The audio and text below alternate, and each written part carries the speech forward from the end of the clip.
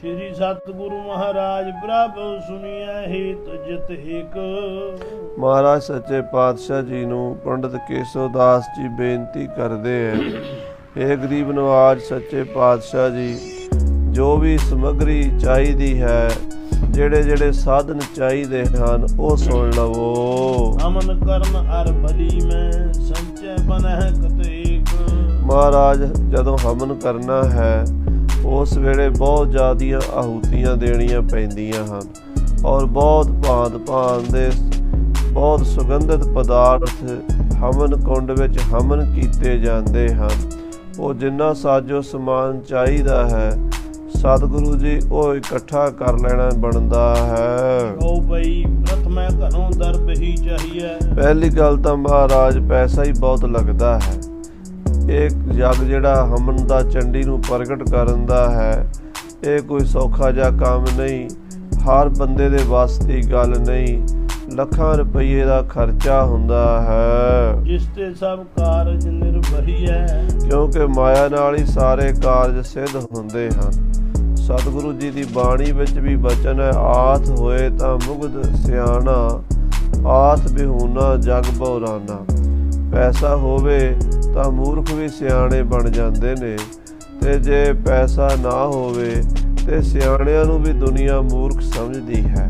ਦਸਵੇਂ ਪਾਤਸ਼ਾਹ ਮਹਾਰਾਜ ਵੀ ਆਪਣੀ ਬਾਣੀ ਸ੍ਰੀ ਸਰਬਲੋ ਪ੍ਰਕਾਸ਼ ਵਿੱਚ ਬਚਨ ਕਰਦੇ ਨੇ, ਆਦ ਭਵਾਨੀ ਈਸ਼ਰੀ ਮਾਇਆ ਜਾਂ ਕੋ ਨਾਮ, ਇਸ ਬਿਨ ਸਰੇ ਨਾ ਏਕ ਛਿਨ ਪੂਰਨ ਹੋਤ ਨਾ ਕਾਮ। ਸੋ ਆਦ ਭਵਾਨੀ ਲక్ష్ਮੀ ਜਿਹੜੀ ਮਾਇਆ ਸ਼ਕਤੀ ਹੈ ਵਾਹਿਗੁਰੂ ਦੀ, ਪੈਸਾ ਹੈ, ਇਸ ਤੋਂ ਬਿਨਾ ਕੋਈ ਕੰਮ ਪੂਰਾ ਨਹੀਂ ਹੁੰਦਾ। ਹੇ ਮਹਾਰਾਜ, 1 ਲੱਖ ਤੋਂ ਵੱਧ ਆਹੂਤੀ ਲੱਗਣੀ ਹੈ। ਇਤਨੀਆਂ ਆਹੂਤੀਆਂ ਜੋ ਲੱਗਣਗੀਆਂ, ਉਹਦੇ ਤੇ ਬਹੁਤ ਜ਼ਿਆਦਾ ਖਰਚਾ ਹੋਵੇਗਾ। ਮਹਾਰਾਜ ਸੱਚੇ ਪਾਤਸ਼ਾਹ ਇਤਨੀ ਸਮੱਗਰੀ ਇਕੱਠੀ ਕਰਕੇ ਮਹਾਰਾਜ ਲੱਖਾਂ ਰੁਪਈਆਂ ਦੀ ਇੰਨਾ ਪੈਸਾ ਦੇ ਕੇ ਇਹ ਸਮੱਗਰੀ ਆਵੇਗੀ। ਭਾਵੇ ਦੇ ਵਿੱਚ ਭਾਂਤ ਦੇ ਮੇਵੇ ਵੀ ਪੈਣੇ ਹਨ, ਸੁਗੰਧੀ ਵਾਲੇ ਸਾਰੇ ਪਦਾਰਥ ਪੈਣੇ ਹਨ, ਕਸਤੂਰੀ ਤੇ ਕੇਸਰ, ਇਸੇ ਤਰ੍ਹਾਂ ਹੋਰ ਮਹਿੰਗੇ ਪਦਾਰਥਾਂ ਨੇ ਹਵਨ ਕੁੰਡ ਵਿੱਚ ਹਵਨ ਹੋਣਾ ਹੈ। ਗੁਰੂ ਸਾਹਿਬ ਜੀ, ਇਹ ਕੰਮ ਕੋਈ ਸਸਤਾ ਨਹੀਂ ਹੈ। ਲੱਖੋਂ ਕੀ ਗਿਣਤੀ ਤਬ ਹੋਈ। ਉਸ ਵੇਲੇ ਮਹਾਰਾਜ ਲੱਖਾਂ ਦੀ ਗਿਣਤੀ ਹੋਣੀ ਹੈ ਪੈਸੇ ਦੀ। ਇਹ ਸੈਂਕੜਿਆਂ ਜਾਂ ਹਜ਼ਾਰਾਂ ਰੁਪਈਆਂ ਨਾਲ ਨਹੀਂ ਹੋਣ ਵਾਲਾ। ਇਹ ਜਿਹੜਾ ਹਵਨ ਹੈ ਗੁਰੂ ਸਾਹਿਬ ਜੀ, ਲੱਖਾਂ ਰੁਪਈਆ ਖਰਚ ਕੇ ਹੋਵੇਗਾ। ਸਦਾ ਹਜ਼ਾਰਨ ਤੇ ਨਹਿ ਕੋਈ। ਹਜ਼ਾਰਾਂ ਰੁਪਈਆਂ ਨਾਲ ਇਹ ਕੰਮ ਨਹੀਂ ਸਦਨਾ। ਜੇ ਤੁਸੀਂ ਕਹੋ ਵੀ 11,000 21,000 ਜਾਂ 50,000 ਨਾਲ ਹੋ ਜਾਏਗਾ, ਮਹਾਰਾਜ ਇਹਦਾ ਖਰਚਾ ਲੱਖਾਂ ਤੋਂ ਟੱਪ ਜਾਏਗਾ। ਹੁਣ ਛਤਰੀ ਸੁਧ ਸਭ ਵਿਦ ਜਾਨੋ। ਮਹਾਰਾਜ ਆਪ ਜੀ ਛਤਰੀ ਹੋ, ਛਤਰੀ ਧਰਮ ਦੀ ਸਾਰੀ ਮਰਿਆਦਾ ਆਪ ਜਾਣਦੇ ਹੋ। ਨਿਰਭੈ ਆਦ ਗੁਣ ਮੈਂ ਜਿਸ ਮਾਨੋ। ਕਿਉਂਕਿ ਜਦੋਂ ਸ਼ਕਤੀ ਨੇ ਪ੍ਰਗਟ ਹੋਣਾ ਹੈ, ਉਹਦੇ ਵਾਸਤੇ ਹੌਸਲਾ ਵੀ ਚਾਹੀਦਾ। ਹੌਸਲੇ ਤੋਂ ਬਿਨਾਂ ਸ਼ਕਤੀ ਨੂੰ ਸਾਂਭਣਾ ਮੁਸ਼ਕਲ ਹੈ।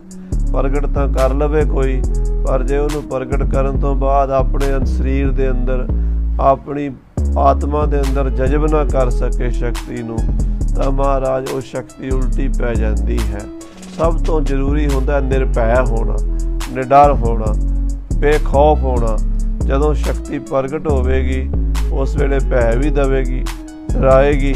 ਤੇ ਜੇ ਮਹਾਰਾਜ ਉਸ ਆਪ ਜੀ ਛਤਰੀ ਧਰਮ ਦੇ ਵਿੱਚ ਪੂਰੇ ਹੋਏ, ਤਾਂ ਹੀ ਉਸ ਨੂੰ ਚੱਲ ਸਕਦੇ ਹੋ। ਜਬ ਤੇ ਹਮਨ ਕਰਨ ਲੱਗ ਪਰੈ। ਮਹਾਰਾਜ ਜੀ ਜਿਸ ਦਿਨ ਤੋਂ ਹਮਨ ਕਰਨਾ ਸ਼ੁਰੂ ਹੋ ਗਿਆ, ਉਸ ਦਿਨ ਤੋਂ ਬਾਅਦ ਲਗਾਤਾਰ ਨਿਰੰਤਰ ਹੀ ਇਹ ਕੰਮ ਕਰਨਾ ਪਵੇਗਾ। ਇਹਦੇ ਵਿੱਚ ਫਿਰ ਕੋਈ ਢਿਲਾਈ ਨਹੀਂ ਆਣੀ ਚਾਹੀਦੀ। ਤਬ ਤੇ ਨੇਮ ਬਿਖਮ ਸਭ ਧਰੈ। ਜਿਸ ਦਿਨ ਤੋਂ ਮਹਾਰਾਜ ਇਹ ਹਵਨ ਸ਼ੁਰੂ ਹੋਵੇਗਾ, ਉਸ ਦਿਨ ਤੋਂ ਔਖੇ ਕਰੜੇ ਨੇਮ ਲਾਗੂ ਹੋਣਗੇ ਆਪ ਜੀ ਉੱਤੇ ਵੀ, ਅਤੇ ਆਪ ਜੀ ਦਾ ਆਲਾ ਦੁਆਲਾ ਵੀ ਜਿੰਨਾ ਹੈ, ਉਹ ਸਾਰੇ ਜਿੰਨੇ ਬ੍ਰਾਹਮਣ ਹਨ, ਛਤਰੀ ਹਨ, ਉਹਨਾਂ ਨੂੰ ਸਾਰਿਆਂ ਨੂੰ ਜਿੰਨੀ ਡਿਊਟੀ ਲੱਗੇਗੀ, ਉਹਨਾਂ ਨੂੰ ਬੜੀ ਤਨਦੇਹੀ ਨਾਲ, ਬੜੀ ਸਾਵਧਾਨੀ ਨਾਲ ਨਿਭਾਉਣੀ ਪਵੇਗੀ। ਬ੍ਰਹਮਚਰਜ ਤੇ ਆਦਿ ਵਿਜੇ। ਸਭ ਤੋਂ ਜ਼ਰੂਰੀ ਹੁੰਦਾ ਬ੍ਰਹਮਚਰਜ। ਬ੍ਰਹਮਚਾਰੀ ਰਹਿਣਾ ਪੈਂਦਾ ਹੈ। ਉਹਨਾਂ ਸਮਾਂ ਜਿੰਨਾ ਚਿਰ ਚੰਡੀ ਪ੍ਰਗਟ ਕਰਨ ਦਾ ਪ੍ਰਯੋਗ ਚੱਲੇਗਾ, ਮਹਾਰਾਜ ਆਪਣੇ ਸਰੀਰ ਉੱਤੇ, ਆਪਣੇ ਮਨ ਉੱਤੇ ਵਾਸ਼ਨਾ ਦਾ ਪ੍ਰਭਾਵ ਨਹੀਂ ਪੈਣਾ ਚਾਹੀਦਾ। ਜਿੰਨੇ ਵੀ ਉੱਥੇ ਬ੍ਰਾਹਮਣ ਰਹਿਣਗੇ ਜਾਂ ਆਪ ਜੀ ਦੇ ਮਹਾਰਾਜ ਸਿੱਖ ਵੀ ਰਹਿਣਗੇ, ਆਪ ਜੀ ਰਹੋਗੇ, ਸਾਰਿਆਂ ਨੂੰ ਬ੍ਰਹਮਚਰਜ ਦਾ ਪਾਲਣ ਕਰਨਾ ਪਵੇਗਾ। ਮਨ ਦ੍ਰਿੜ ਰਾਖਨ ਡੋਲਣ ਦੇਈ, ਮਨ ਨੂੰ ਮਜ਼ਬੂਤ ਰੱਖਣਾ ਪਏਗਾ, ਮਨ ਨੂੰ ਡੋਲਣ ਨਹੀਂ ਦੇਣਾ। ਕਿਸੇ ਵੀ ਵਾਸ਼ਨਾ ਦੇ ਅਧੀਨ, ਕਾਮ ਵਾਸ਼ਨਾ ਦੇ ਅਧੀਨ ਮਨ ਨਾ ਆਵੇ, ਕ੍ਰੋਧ ਵਾਸ਼ਨਾ ਵਿੱਚ ਮਨ ਨਾ ਚਲਾ ਜਾਵੇ, ਲੋਭ ਵਾਸ਼ਨਾ, ਮੋਹ ਵਾਸ਼ਨਾ, ਹੰਕਾਰ ਵਾਸ਼ਨਾ, ਜਿੰਨੀਆਂ ਵੀ ਵਾਸ਼ਨਾਵਾਂ ਨੇ, ਜਿੰਨੇ ਵੀ ਔਗਣ ਨੇ, ਈਰਖਾ, ਵਕੀਲੀ, ਦਵੈਸ਼, ਨਿੰਦਾ, ਚੁਗਲੀ, ਚਿੰਤਾ, ਫਿਕਰ, ਡਰ, ਇਹ ਸਾਰੀਆਂ ਚੀਜ਼ਾਂ ਮਨ ਤੋਂ ਕੱਢਣੀਆਂ ਪੈਣਗੀਆਂ। ਕੰਜੂਸੀ ਆਦਿਕ ਔਗਣ ਛੱਡਣੇ ਪੈਣਗੇ। ਇਹ ਸਤਿਗੁਰੂ ਜੀ, ਇਹ ਸ਼ਕਤੀ ਤਾਂ ਪ੍ਰਗਟ ਹੋਵੇਗੀ। ਸਰਬ ਰਖੀਕ ਜੀਤ ਕਰ ਰਹਿ, ਆਪਣੀਆਂ ਸਾਰੀਆਂ ਇੰਦਰੀਆਂ ਤੇ ਕੰਟਰੋਲ ਰੱਖਣਾ ਪਵੇਗਾ। ਭਾਵ ਅੱਖਾਂ ਤੇ, ਕੰਨਾਂ ਤੇ, ਨਾਸਕਾਂ ਤੇ, ਚਮੜੀ ਤੇ ਔਰ ਮਨ ਤੇ ਵੀ। ਇਹ ਮਹਾਰਾਜ ਮਨ ਤੇ ਇੰਦਰੀਆਂ ਨੂੰ ਕੰਟਰੋਲ ਕਰਕੇ ਸਮਦਮ ਵਿੱਚ ਪੂਰੇ ਹੋ ਕੇ, ਸੁਨੈ ਨ ਬਹੋ ਕਿਛ ਮੁਖ ਨਹਿ ਕਹੈ, ਨਾ ਤਾਂ ਮੂੰਹ ਤੋਂ ਬਹੁਤਾ ਬੋਲਣਾ ਹੈ ਤੇ ਨਾ ਕਿਸੇ ਦੀ ਇੱਧਰ ਉੱਧਰ ਦੀ ਕੋਈ ਨਿੰਦਾ ਚੁਗਲੀ ਵਾਲੀ ਗੱਲ ਸੁਣਨੀ ਹੈ। ਸਾਰਾ ਧਿਆਨ ਆਪਣੇ ਜਾਪ ਵਿੱਚ ਦੇਣਾ ਪਵੇਗਾ। ਲਗਾਤਾਰ ਨਿਰੰਤਰ ਮਹਾਰਾਜ ਅਖੰਡ ਭਜਨ ਕਰਨਾ ਪਵੇਗਾ, ਚੰਡੀ ਦਾ ਜਾਪ ਕਰਨਾ ਪਵੇਗਾ। ਸੰਜਮ ਮੈਂ ਤਨ ਮਨ ਕੋ ਰੱਖੈ, ਆਪਣਾ ਤਨ ਮਨ ਸੰਜਮ ਵਿੱਚ ਰੱਖਣਾ ਪਵੇਗਾ। ਮਹਾਰਾਜ ਸੰਜਮ ਤੋਂ ਬਿਨਾਂ ਇਹ ਕਾਰਜ ਸਿੱਧ ਨਹੀਂ ਹੁੰਦੇ। ਜਿੰਨਾ ਚਿਰ ਕੋਈ ਸੰਜਮੀ ਪੁਰਸ਼ ਆਪਣੀਆਂ ਮਨ ਬਿਰਤੀਆਂ ਨੂੰ ਇਕਾਗਰ ਨਾ ਕਰ ਸਕੇ, ਉਹਨਾਂ ਚਿਰ ਉਹਦਾ ਪ੍ਰਯੋਗ ਸਫਲ ਨਹੀਂ ਹੁੰਦਾ। ਏਕ ਅਰਾਧਨ ਮੈਂ ਅਬਲਖੈ, ਮਹਾਰਾਜ ਸਾਰੇ ਮਨ ਇੰਦਰੇ ਕਾਬੂ ਕਰਕੇ ਇੱਕ ਚੰਡੀ ਦੀ ਆਰਾਧਨਾ ਹੀ ਦਿਨ ਰਾਤ ਕਰਨੀ ਪਵੇਗੀ। ਇਸ ਤਰ੍ਹਾਂ ਦੀ ਕਰੜੀ ਸਾਧਨਾ ਜੇ ਆਪ ਕਰੋਗੇ ਤਾਂ ਮਹਾਰਾਜ ਕਲਯੁਗ ਦੇ ਵਿੱਚ ਇਹ ਚੰਡੀ ਦੇ ਦਰਸ਼ਨਾਂ ਦਾ ਫਲ ਪ੍ਰਾਪਤ ਹੋਵੇਗਾ। ਅਬ ਕਲਯੁਗ ਕੋ ਕਾਲ ਕਰਾਲਾ, ਮਹਾਰਾਜ ਕਲਯੁਗ ਦਾ ਭਿਆਨਕ ਸਮਾਂ ਹੈ। ਇਸ ਸਮੇਂ ਦੇ ਵਿੱਚ ਮਹਾਰਾਜ ਸ਼ਕਤੀਆਂ ਪ੍ਰਗਟ ਕਰਨੀਆਂ ਬਹੁਤ ਔਖੀਆਂ ਹਨ। ਨਹਿ ਮਨ ਸੁਧ ਰਹਿ ਧਰਹਿ ਬਿਕਾਲਾ, ਕਿਉਂਕਿ ਮਨ ਜਿਹੜਾ ਹੈ ਉਹ ਕਲਯੁਗ ਵਿੱਚ ਸ਼ੁੱਧ ਨਹੀਂ ਰਹਿੰਦਾ। ਮਨ ਦੇ ਵਿੱਚ ਵਿਕਾਰ ਆ ਹੀ ਜਾਂਦਾ ਹੈ। ਕਦੀ ਗੁੱਸਾ ਆ ਗਿਆ, ਕਦੀ ਚਿੰਤਾ ਆ ਗਈ, ਕਦੀ ਫਿਕਰ ਆ ਗਿਆ, ਕਦੀ ਵਾਸ਼ਨਾ ਆ ਗਈ। ਇਹ ਮਨ ਜਿਹੜਾ ਹੈ ਬਦਲਦਾ ਰਹਿੰਦਾ ਹੈ। ਮਨ ਤਾਂ ਹਰ ਯੁੱਗ ਦੇ ਵਿੱਚ ਬੜਾ ਚੰਚਲ ਰਿਹਾ ਹੈ, ਪਰ ਕਲਯੁਗ ਵਿੱਚ ਬਹੁਤ ਜ਼ਿਆਦਾ ਚੰਚਲ ਰਹਿੰਦਾ ਹੈ। ਇਹ ਸੱਚੇ ਪਾਤਸ਼ਾਹ ਜੀ, ਇਸ ਕਰਕੇ ਮਨ ਤੇ ਕੰਟਰੋਲ ਕਰਨਾ ਬੜਾ ਔਖਾ ਹੈ। ਪੂਜਾ ਕਰਨ ਕਰਾਉਣ ਹਾਰੇ, ਜਿੰਨੇ ਵੀ ਪੂਜਾ ਕਰਨ ਵਾਲੇ ਨੇ ਅਤੇ ਪੂਜਾ ਕਰਾਉਣ ਵਾਲੇ ਨੇ, ਦੋਨੋਂ ਨੇਮ ਨਿਰਵਾਹੈ ਸਾਰੇ, ਉਹਨਾਂ ਦੋਵਾਂ ਨੂੰ ਨੇਮ ਨਿਭਾਉਣਾ ਪਵੇਗਾ। ਪੂਜਾ ਕਰਨ ਵਾਲਿਆਂ ਨੂੰ ਵੀ ਬ੍ਰਹਮਚਾਰੀ ਰਹਿਣਾ ਪਵੇਗਾ। ਆਪਣੇ ਮਨ ਉੱਤੇ ਤੇ ਆਪਣੀਆਂ ਇੰਦਰੀਆਂ ਤੇ, ਅੱਖਾਂ ਤੇ, ਕੰਨਾਂ ਤੇ, ਨਾਸਕਾਂ ਤੇ ਕੰਟਰੋਲ ਰੱਖਣਾ ਪਵੇਗਾ। ਔਰ ਕਰਨ ਵਾਲਿਆਂ ਨੂੰ ਵੀ ਤੇ ਕਰਾਉਣ ਵਾਲਿਆਂ ਨੂੰ, ਦੋਵਾਂ ਨੂੰ ਇਹ ਧਰਮ ਦੇ ਵਿੱਚ ਪੱਕਾ ਰਹਿਣਾ ਪਵੇਗਾ। ਸਤ ਯੁਗ ਤ੍ਰੇਤਾ ਦੁਆਪਰ ਮਾਹੀ, ਮਹਾਰਾਜ ਜਿਹੜੇ ਪਿੱਛੇ ਯੁੱਗ ਬੀਤ ਚੁੱਕੇ ਨੇ, ਸਤ ਯੁਗ, ਤ੍ਰੇਤਾ ਯੁਗ ਤੇ ਦੁਆਪਰ ਯੁੱਗ, ਇਹ ਜਿਹੜੇ ਪਿਛਲੇ ਯੁੱਗਾਂ ਦੀ ਗੱਲ ਹੈ। ਸੁਗਮ ਚੰਡ ਕਾ ਦਰਸ਼ਨ ਨਹੀਂ, ਉਹਨਾਂ ਯੁੱਗਾਂ ਵਿੱਚ ਵੀ ਮਹਾਰਾਜ ਚੰਡੀ ਦੇ ਦਰਸ਼ਨ ਸੌਖੇ ਨਹੀਂ ਸੀ ਹੁੰਦੇ। ਸਤਿਯੁਗ ਵਿੱਚ ਵੀ ਜੇ ਕਹੀਏ ਵੀ ਆਵਾਜ਼ ਮਾਰੇ ਚੰਡੀ ਆ ਜਾਂਦੀ ਸੀ। ਤ੍ਰੇਤੇ ਯੁੱਗ ਵਿੱਚ ਵੀ ਸ਼ਕਤੀ ਸਾਹਮਣੇ ਮਿੰਟ ਵਿੱਚ ਹੀ ਪ੍ਰਗਟ ਹੋ ਜਾਵੇ। ਜਾਂ ਦੁਆਪਰ ਐਸਾ ਨਹੀਂ ਹੈ, ਸੌਖਾ ਨਹੀਂ ਹੈ, ਆਵਾਜ਼ ਮਾਰਿਆ ਨਹੀਂ ਆਉਂਦੀ। ਮਹਾਰਾਜ ਬਹੁਤ ਕੋਈ ਜਤਿੰਦਰਿਆ ਮਹਾਂਪੁਰਸ਼ ਨੇ ਆਪਣਾ ਮਨ ਸਮਾਹਿਤ ਕਰਕੇ, ਮਨ ਬਿਰਤੀਆਂ ਨੂੰ ਜੋੜ ਕੇ, ਇਕਾਗਰ ਕਰਕੇ ਜੇ ਉਸ ਪ੍ਰਭੂ ਦੇ ਸਰੂਪ ਦਾ ਧਿਆਨ ਕੀਤਾ ਹੋਵੇ ਤਾਂ ਉਹ ਸਰੂਪ ਸਾਖਸ਼ਾਤ ਹੁੰਦਾ ਹੈ, ਉਹ ਸ਼ਕਤੀ ਪ੍ਰਗਟ ਹੁੰਦੀ ਹੈ। ਅਬ ਕਲ ਕਾਲ ਪਰਵਰਤਿਓ ਭਾਰੀ, ਹੁਣ ਕਲਯੁਗ ਦਾ ਸਮਾਂ ਪਰਿਵਰਤ ਹੋ ਗਿਆ ਹੈ। ਭਾਰੀ ਭਿਆਨਕ ਯੁੱਗ ਆ ਗਿਆ ਹੈ ਮਹਾਰਾਜ। ਇਹਦੇ ਵਿੱਚ ਤਾਂ ਪਾਪ ਹੀ ਪਾਪ ਨੇ। ਕਲਯੁਗ ਰਥ ਅਗਨ ਕਾ, ਕੂੜ ਅੱਗੇ ਰਥਵਾਓ। ਇਹ ਤੇ ਤ੍ਰਿਸ਼ਨਾ ਦਾ ਰਥ ਹੈ, ਤੇ ਝੂਠ ਇਹਦਾ ਡਰਾਈਵਰ ਹੈ। ਮਹਾਰਾਜ ਸਾਰੀ ਦੁਨੀਆ ਤ੍ਰਿਸ਼ਨਾ ਦੇ ਰਥ ਤੇ ਚੜ੍ਹ ਕੇ ਤੇ ਬਸ ਭਟਕ ਰਹੀ ਹੈ। ਸਾਰੇ ਹੋਰ ਧਨ ਆਵੇ, ਹੋਰ ਪੈਸਾ ਆਵੇ, ਹੋਰ ਵਡਿਆਈ ਮਿਲੇ, ਹੋਰ ਸੁੱਖ ਮਿਲੇ, ਇਹ ਤ੍ਰਿਸ਼ਨਾ ਹੈ। ਔਰ ਝੂਠ ਦੇ ਨਾਲ ਉਹਨੂੰ ਪ੍ਰਾਪਤ ਕਰਨਾ ਚਾਹੁੰਦੇ ਆ। ਜਿੱਥੇ ਵੇਖੋ ਉੱਥੇ ਕੂੜ ਫਿਰੈ ਪ੍ਰਧਾਨ ਵੇ ਲਾਲੋ।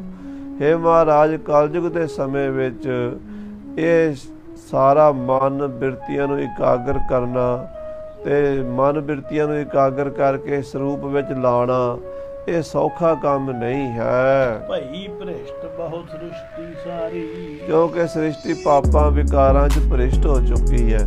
ਲੋਕਾਂ ਦੀ ਬਿਰਤੀ ਕਾਮ ਵਾਸ਼ਨਾ, ਕ੍ਰੋਧ ਵਾਸ਼ਨਾ, ਲੋਭ ਵਾਸ਼ਨਾ ਅਧੀਨ ਹੋ ਕੇ ਮਹਾਰਾਜ ਨੀਵੇਂ ਪਾਸੇ ਜਾ ਰਹੀ ਹੈ। ਤਾਜ ਮ੍ਰਿਤ ਲੋਕ ਸੁਰ ਸਾਰੇ, ਮਹਾਰਾਜ ਦੇਵਤੇ ਮਿਰਤੂ ਮੰਡਲ ਨੂੰ ਛੱਡ ਕੇ ਜਾ ਚੁੱਕੇ ਹਨ। ਜਿਹੜੇ ਦੇਵਤੇ ਕਦੀ ਕਹਿੰਦੇ ਇਸ ਧਰਤੀ ਤੇ ਆਉਂਦੇ ਸਨ, ਹੁਣ ਨਹੀਂ ਆਉਂਦੇ। ਉਹ ਤਿਆਗ ਚੁੱਕੇ ਧਰਤੀ ਨੂੰ। ਉਹ ਦੇਵੀ ਸ਼ਕਤੀਆਂ, ਉਹ ਜਿਹੜੇ ਅਗੰਮੀ ਪਹਿਰੇ ਹਨ, ਸ਼ਹੀਦੀ ਪਹਿਰੇ ਹਨ, ਅਕਾਲੀ ਜੋਤ ਦੀਆਂ ਜਿਹੜੀਆਂ ਝਲਕੀਆਂ ਹਨ, ਉਹ ਮਹਾਰਾਜ ਕਲਯੁਗ ਵਿੱਚ ਕਿਉਂ ਨਹੀਂ ਦਿਸਦੀਆਂ? ਕਿਉਂਕਿ ਲੋਕ ਜਿਹੜੇ ਹਨ ਉਹ ਬੁਰਿਆਂ ਕੰਮਾਂ ਵਿੱਚ, ਮਾੜੇ ਕੰਮਾਂ ਵਿੱਚ, ਨੀਚ ਕੰਮਾਂ ਵਿੱਚ ਪ੍ਰਵਿਰਤ ਹੋ ਗਏ ਹਨ। ਇਸ ਕਰਕੇ ਦੇਵਤਿਆਂ ਦੇ ਦਰਸ਼ਨ ਕਰਨੇ ਔਖੇ ਹਨ। ਮੀਰ ਆਦ ਗਿਰ ਵਿਖੇ ਪਧਾਰੇ, ਕੋਈ ਪਹਾੜਾਂ ਵਿੱਚ ਚਲੇ ਗਏ ਨੇ, ਕੋਈ ਸੁਮੇਰ ਪਰਬਤ ਤੇ ਚਲੇ ਗਏ ਨੇ, ਕੋਈ ਹੋਰ ਮੰਡਲਾਂ ਨੂੰ ਦੇਵਤੇ ਚਲੇ ਗਏ ਨੇ। ਕਲਯੁਗ ਦੇ ਸਮੇਂ ਵਿੱਚ ਸਤਿਗੁਰੂ ਜੀ ਦੇਵਤਿਆਂ ਦਾ ਪ੍ਰਤੱਖ ਦਰਸ਼ਨ ਕਰਨਾ ਔਖਾ ਹੈ। ਗੋਰਖ ਆਦ ਸਿੱਧ ਜਗ ਫਿਰਦੇ, ਪਹਿਲੇ ਜ਼ਮਾਨਿਆਂ 'ਚ ਗੋਰਖਨਾਥ ਵਰਗੇ ਸਿੱਧ, ਮਛੰਦਰਨਾਥ, ਜਲੰਧਰਨਾਥ, ਬੜੇ ਸਾਧੂ ਧਰਤੀ ਤੇ ਫਿਰਿਆ ਕਰਦੇ ਸਨ। ਲੋਕਾਂ ਨੂੰ ਉਪਦੇਸ਼ ਦਿੰਦੇ ਸਨ, ਲੋਕਾਂ ਨੂੰ ਵੈਰਾਗ, ਵਿਵੇਕ, ਗਿਆਨ ਇਹ ਚੀਜ਼ਾਂ ਵੰਡਿਆ ਕਰਦੇ ਸਨ। ਵਿਖ ਅਧਰਮ ਕੋ ਅਬ ਨਾ ਵਿਚਰਤੇ, ਹੁਣ ਦੁਨੀਆ ਤੇ ਅਧਰਮ ਪਾਪ ਵੱਧ ਗਿਆ ਹੈ। ਇਸ ਕਰਕੇ ਉਹ ਹੁਣ ਪਹਾੜਾਂ ਵਿੱਚ ਜਾ ਕੇ ਬੈਠ ਗਏ ਹਨ। ਵਿਚਰਦੇ ਨਹੀਂ ਲੋਕਾਂ ਵਿੱਚ, ਕਿਉਂਕਿ ਕੋਈ ਉਹਨਾਂ ਦੀ ਸੁਣ ਕੇ ਰਾਜੀ ਨਹੀਂ। ਮਹਾਂਪੁਰਸ਼ਾਂ ਦੀ ਕਥਾ, ਸੰਤਾਂ ਭਗਤਾਂ ਦੇ ਬਚਨ ਕੌਣ ਸੁਣ ਸਕਦਾ ਹੈ? ਜਿਹਦਾ ਮਨ ਸ਼ੁੱਧ ਹੋਵੇਗਾ, ਜਾਂ ਜਿਹਦੇ ਅੰਦਰ ਕੋਈ ਦਇਆ ਧਰਮ ਹੋਵੇਗੀ, ਜਾਂ ਕੋਈ ਜਗਿਆਸਾ ਹੋਵੇਗੀ। ਲੋਕਾਂ ਨੂੰ ਤਾਂ ਇਹਨਾਂ ਚੀਜ਼ਾਂ ਦੀ ਲੋੜ ਹੀ ਕੋਈ ਨਹੀਂ। ਉਹ ਜਦੋਂ ਭਰਥਰੀ ਮਹਾਰਾਜ ਨੇ ਵੈਰਾਗ ਸ਼ਤਕ ਗ੍ਰੰਥ ਲਿਖਿਆ ਸੀ ਨਾ, ਤੇ ਉਸ ਵੇਲੇ ਉਹਨਾਂ ਨੇ ਸਰੋਤਿਆਂ ਦਾ ਜ਼ਿਕਰ ਕੀਤਾ ਸੀ। ਕਹਿੰਦੇ ਮੈਂ ਗ੍ਰੰਥ ਤਾਂ ਲਿਖ ਲਿਆ, ਸੁਣਾਵਾਂ ਕਿਹਨੂੰ? ਕਹਿੰਦੇ ਜੇ ਮੈਂ ਗਿਆ ਪੰਡਤਾਂ ਦੇ ਕੋਲ, ਪੰਡਤਾਂ ਨੂੰ ਕਿਹਾ ਵੀ ਮੈਂ ਵੀ ਗ੍ਰੰਥ ਲਿਖ ਕੇ ਲਿਆਇਆ, ਭਰਾਵੋ ਸੁਣ ਲਓ। ਪੰਡਤ ਕਹਿੰਦੇ ਤੇਰੇ ਗ੍ਰੰਥ ਨੂੰ ਕੀ ਕਰਨਾ, ਨਿੱਕੀ ਜਿਹੀ ਕਿਤਾਬੜੀ ਚੁੱਕੀ ਫਿਰਦਾ। ਅਸੀਂ 6 ਸ਼ਾਸਤਰ, 4 ਵੇਦ, 18 ਪੁਰਾਣ, 27 ਸਿਮਰਤੀਆਂ ਜ਼ਬਾਨੀ ਯਾਦ ਕਰੀ ਫਿਰਦੇ ਆ। ਤੇਰੇ ਗ੍ਰੰਥ ਨੂੰ ਅਸੀਂ ਕੀ ਮਾਮੂਲੀ ਜਿਹਾ ਗ੍ਰੰਥ ਹੈ। ਸਾਡੇ ਕੋਲ ਵੇਖ ਕਿੱਡੇ ਗ੍ਰੰਥ ਨੇ। ਉਹ ਜਿਹੜੇ ਪੰਡਤ ਸਨ ਉਹਨਾਂ ਨੇ ਮੇਰੇ ਨਾਲ ਈਰਖਾ ਕੀਤੀ। ਉਹ ਕਹਿੰਦੇ ਅਸੀਂ ਤੇਰੇ ਤੋਂ ਜ਼ਿਆਦਾ ਗਿਆਨੀ ਆ, ਤੇਰਾ ਗਿਆਨ ਸੁਣ ਕੇ ਅਸੀਂ ਕੀ ਲੈਣਾ ਹੈ। ਫਿਰ ਕਹਿੰਦੇ ਮੈਂ ਰਾਜਿਆਂ ਕੋਲ ਗਿਆ, ਰਾਜਿਆਂ ਨੂੰ ਕਿਹਾ ਮੇਰਾ ਗ੍ਰੰਥ ਸੁਣ ਲਓ। ਉਹ ਕਹਿੰਦੇ ਬਾਬਾ ਜੇ ਤੇ ਸ਼ਿੰਗਾਰ ਰਸ ਦਾ, ਹਾਸ ਰਸ ਦਾ ਕੋਈ ਚਟਪਟਾ ਜਿਹਾ ਗ੍ਰੰਥ ਹੈ ਤੇ ਉਹ ਸੁਣਾ ਦੇ। ਜਿਹਦੇ 'ਚ ਰਾਣੀਆਂ ਦੀ ਸੁੰਦਰਤਾ ਦਾ, ਨਾਚ ਗਾਣੇ ਦਾ, ਭੋਗ ਵਿਲਾਸ ਦਾ ਪ੍ਰਸੰਗ ਹੋਵੇ ਉਹ ਸੁਣਾ। ਇਹ ਵਿਰਾਗ ਦੀ ਕਥਾ ਸਾਨੂੰ ਨਹੀਂ ਚੰਗੀ ਲੱਗਦੀ, ਅਸੀਂ ਨਹੀਂ ਸੁਣਨੀ। ਫਿਰ ਕਹਿੰਦੇ ਮੈਂ ਆਮ ਪਬਲਿਕ ਕੋਲ ਗਿਆ।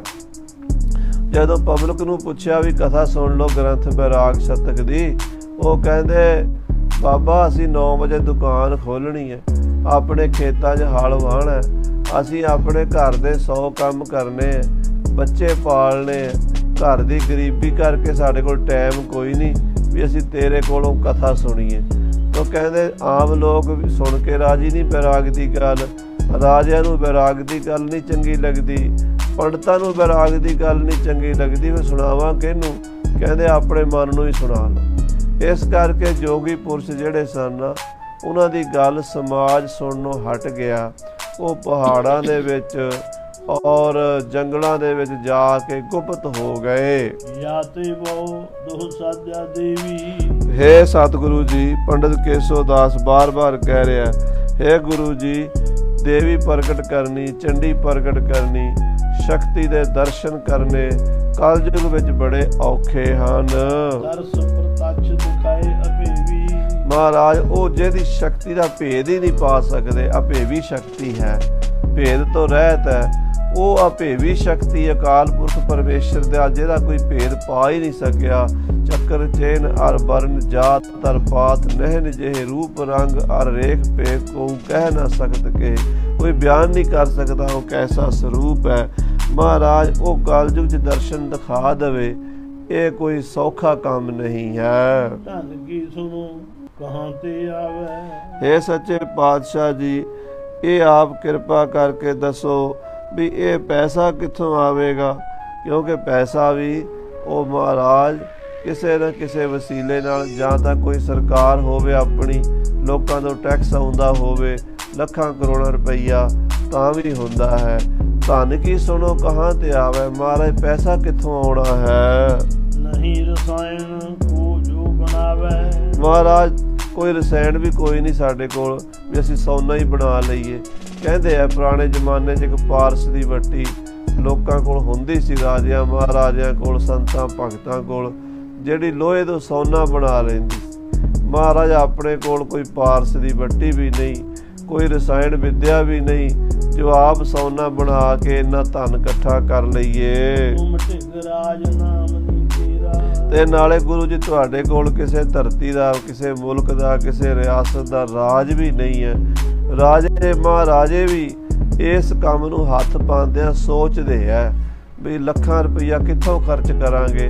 ਉਹ ਵੀ ਇੰਨਾ ਵੱਡਾ ਰਿਸਕ ਨਹੀਂ ਲੈਂਦੇ ਜਿੱਡਾ ਵੱਡਾ ਆਪ ਜੀ ਲੈਣ ਲੱਗੇ ਹੋ। ਮਹਾਰਾਜ ਤੁਹਾਡੇ ਕੋਲ ਖਰਚਾ ਕਿੱਥੋਂ ਆਵੇਗਾ। ਜਿਸ ਕਰ ਆਵੇ ਦਰਬ ਕਲੀਰਾ। ਕਿਉਂਕਿ ਰਾਜ ਤੁਹਾਡੇ ਕੋਲ ਹੈ ਨਹੀਂ ਜਿਹਦੇ ਤੋਂ ਬਹੁਤ ਪੈਸਾ ਆ ਸਕਦਾ ਹੈ। ਤੁਰਕ ਤੇਜ ਤਪ ਰਹਿਓ ਵਿਸਾਲਾ। ਮਹਾਰਾਜ ਤੁਰਕਾਂ ਦਾ ਬੜਾ ਭਾਰੀ ਤਪ ਤੇਜ ਇਸ ਵੇਲੇ ਸੰਸਾਰ ਵਿੱਚ ਚਮਕ ਰਿਹਾ ਹੈ। ਕਰਹਿ ਕਰਾਵਹਿ ਪਾਪ ਕੁਚਾਲਾ। ਤੇ ਤੁਰਕ ਜਿਹੜੇ ਨੇ ਆਪ ਵੀ ਬੜੇ ਪਾਪ ਕਰਦੇ ਨੇ ਤੇ ਆਪਣੇ ਕਰਿੰਦਿਆਂ ਕੋਲੋਂ ਵੀ ਕਰਾਉਂਦੇ ਨੇ। ਸਾਰੀ ਧਰਤੀ ਤੇ ਹੁਣ ਪਾਪ ਦਾ ਵਰਤਾਰਾ ਹੈ। ਮਾਰਨ ਗਊ ਗਰੀਬ ਨੂੰ, ਧਰਤੀ ਉੱਪਰ ਪਾਪ ਬਿਥਾਰਾ। ਠਾਕਰ ਦੁਆਰੇ ਢਾਏ ਕੇ ਤੇ ਠੌੜੀ ਮਸੀਤ ਉਸਾਰਾ। ਮਹਾਰਾਜ ਹੁਣ ਤੇ ਜ਼ੁਲਮ ਦੀਆਂ ਹਨੇਰੀਆਂ ਆਈਆਂ ਹੋਈਆਂ ਹਨ। ਇਸ ਬਿਦ ਬਹੁਤ ਬਿਖਮ ਹੀ ਜਾਨੋ। ਇਸ ਕਰਕੇ ਮਹਾਰਾਜ ਚੰਡੀ ਪ੍ਰਗਟ ਕਰਨ ਵਾਲਾ ਪ੍ਰਯੋਗ ਇਹ ਹਮਨ ਜਿਹੜਾ ਆਪ ਜੀ ਕਰਾਉਣਾ ਚਾਹੁੰਦੇ ਹੋ ਕਲਯੁਗ ਦੇ ਵਿੱਚ ਬੜਾ ਔਖਾ ਜਾਣੋ, ਬੜਾ ਕਠਿਨ ਹੈ ਸਤਿਗੁਰੂ ਜੀ ਇਹ ਕਰਨਾ। ਇਹਦੀ ਸਫਲਤਾ ਹੋਣੀ ਮੈਨੂੰ ਇਹਦੇ ਵਿੱਚ ਸੰਦੇਹ ਜਾਪਦਾ ਹੈ। ਸਖਤ ਧਰੋ ਤੁਮ ਚਾਹੋ ਜਿਠਾਨੋ। ਪਰ ਮਹਾਰਾਜ ਤੁਸੀਂ ਦੇਵੀ ਸ਼ਕਤੀ ਦੇ ਮਾਲਕ ਹੋ। ਅਕਾਲ ਪੁਰਖ ਵਾਹਿਗੁਰੂ ਪ੍ਰਮਾਤਮਾ ਨੇ ਤੁਹਾਨੂੰ ਸੰਸਾਰ ਤੇ ਭੇਜਿਆ ਹੈ। ਤੁਸੀਂ ਜੇ ਚਾਹੋ ਕਰ ਵੀ ਸਕਦੇ ਹੋ, ਜੇ ਤੁਸੀਂ ਸ਼ਕਤੀ ਰੱਖਦੇ ਹੋ ਤਾਂ ਜਿਵੇਂ ਤੁਹਾਡੀ ਮਰਜ਼ੀ। ਪਰ ਮਹਾਰਾਜ ਮੈਂ ਇਹਦੇ ਸਾਰੇ ਪੱਖ ਤੁਹਾਡੇ ਅੱਗੇ ਖੋਲ੍ਹ ਕੇ ਰੱਖ ਦਿੱਤੇ ਨੇ। ਸਭ ਤੋਂ ਵੱਡਾ ਇੱਕ ਤਾਂ ਮਹਾਰਾਜ ਆਪਣੇ ਮਨ ਤਨ ਦੇ ਉੱਤੇ ਕੰਟਰੋਲ ਕਰਨਾ, ਆਪਣੀਆਂ ਇੰਦਰੀਆਂ ਨੂੰ ਕਾਬੂ ਕਰਨਾ, ਇਹ ਔਖਾ ਹੈ। ਦੂਸਰਾ ਮਹਾਰਾਜ ਪੈਸੇ ਦਾ ਪਾਣੀ ਦੀ ਤਰ੍ਹਾਂ ਵਹਾਅ ਹੋਣਾ, ਜਿਵੇਂ ਪਾਣੀ ਜਾਂਦਾ ਇੱਦਾਂ ਪੈਸਾ ਜਾਏਗਾ ਤੇ ਮਹਾਰਾਜ ਇਹ ਤਾਂ ਜਗ ਸੰਪੂਰਨ ਹੋਵੇਗਾ। ਦਇਆ ਰਾਮ ਸਭ ਬੋਲਾ। ਪੰਡਤ ਦਇਆ ਰਾਮ ਜੀ ਸਤਿਗੁਰਾਂ ਦੇ ਕੋਲ ਖੜੇ ਸਨ। ਕੇਸੋ ਦਾਸ ਦੀ ਇਹ ਮਾਇਆ ਵਾਲੀ ਗੱਲ ਸੁਣ ਕੇ ਭਾਈ ਪੰਡਤ ਦਇਆ ਰਾਮ ਜੀ ਬੋਲੇ ਹਨ। ਅਬ ਦਿਸ ਤੇ ਚਿਤ ਰੱਖੋ ਅਡੋਲਾ। ਪੰਡਤ ਦਇਆ ਰਾਮ ਜੀ ਕਹਿੰਦੇ ਪੰਡਤ ਕੇਸੋ ਦਾਸ ਜੀ ਨੂੰ ਕਿ ਪੰਡਤ ਜੀ, ਪ੍ਰੋਤ ਜੀ, ਸਤਿਗੁਰਾਂ ਵੱਲੋਂ ਤੁਸੀਂ ਆਪਣਾ ਮਨ ਅਡੋਲ ਰੱਖੋ। ਇਹਨਾਂ ਵੱਲੋਂ ਤੁਸੀਂ ਕਿਸੇ ਗੱਲ ਦੀ ਮਨ ਵਿੱਚ ਸ਼ੰਕਾ ਨਾ ਰੱਖੋ। ਧਨ ਕੀ ਕਮੀ ਨੈਣ ਕੋ ਕੋਈ। ਇਹ ਤਾਂ ਰਾਜਿਆਂ ਦੇ ਰਾਜੇ ਹਨ, ਮਹਾਰਾਜਿਆਂ ਦੇ ਮਹਾਰਾਜੇ ਹਨ। ਦੁਨੀਆ ਦੇ ਰਾਜੇ ਮਹਾਰਾਜੇ ਇਹਨਾਂ ਦੀ ਕੀ ਰੀਸ ਕਰ ਸਕਦੇ ਹਨ। ਇਹਦਾ ਸਾਰੇ ਪਦਾਰਥਾਂ ਦੇ ਮਾਲਕ। ਧਨ ਕੀ ਕਮੀ ਨਾ ਇਨ ਕੋ ਕੋਈ। ਇਹਨਾਂ ਨੂੰ ਧਨ ਦੀ ਕੋਈ ਕਮੀ ਨਹੀਂ ਹੈ। ਇਨ ਕੋ ਕਰ ਪਾਰਸ ਹੀ ਹੋਈ। ਇਹਨਾਂ ਦਾ ਤਾਂ ਹੱਥ ਹੀ ਪਾਰਸ ਹੈ। ਸਤਿਗੁਰ ਪਾਰਸ ਪਰਸੀਆ ਕੰਚਨ ਕਰੈ ਮਨੂਰ ਮਲੀਣਾ। ਇਹਦਾ ਮਹਾਰਾਜ ਕਲਗੀਆਂ ਵਾਲੇ ਪਾਤਸ਼ਾਹ ਹਨ, ਇਹਨਾਂ ਦੇ ਹੱਥਾਂ ਵਿੱਚ ਹੀ ਪਾਰਸ ਹੈ। ਛਤਰੀ ਸੁਧ ਮਹਾਨ ਮਹਾਨੇ। ਦੂਜੀ ਗੱਲ ਤੁਸੀਂ ਜਿਹੜੀ ਕਹੀ ਹੈ ਵੀ ਸ਼ਕਤੀ ਜਦੋਂ ਪ੍ਰਗਟ ਹੁੰਦੀ ਹੈ ਤੇ ਡਰ ਬੜਾ ਲੱਗਦਾ ਹੈ ਤੇ ਹਰ ਬੰਦਾ ਉਹ ਝੱਲ ਨਹੀਂ ਸਕਦਾ। ਇਹਨਾਂ ਦੀ ਸੁਰਤ ਜਿਹੜੀ ਹੈ ਨਾ ਉਹ ਛਤਰੀਆਂ ਵਾਲੀ ਹੈ।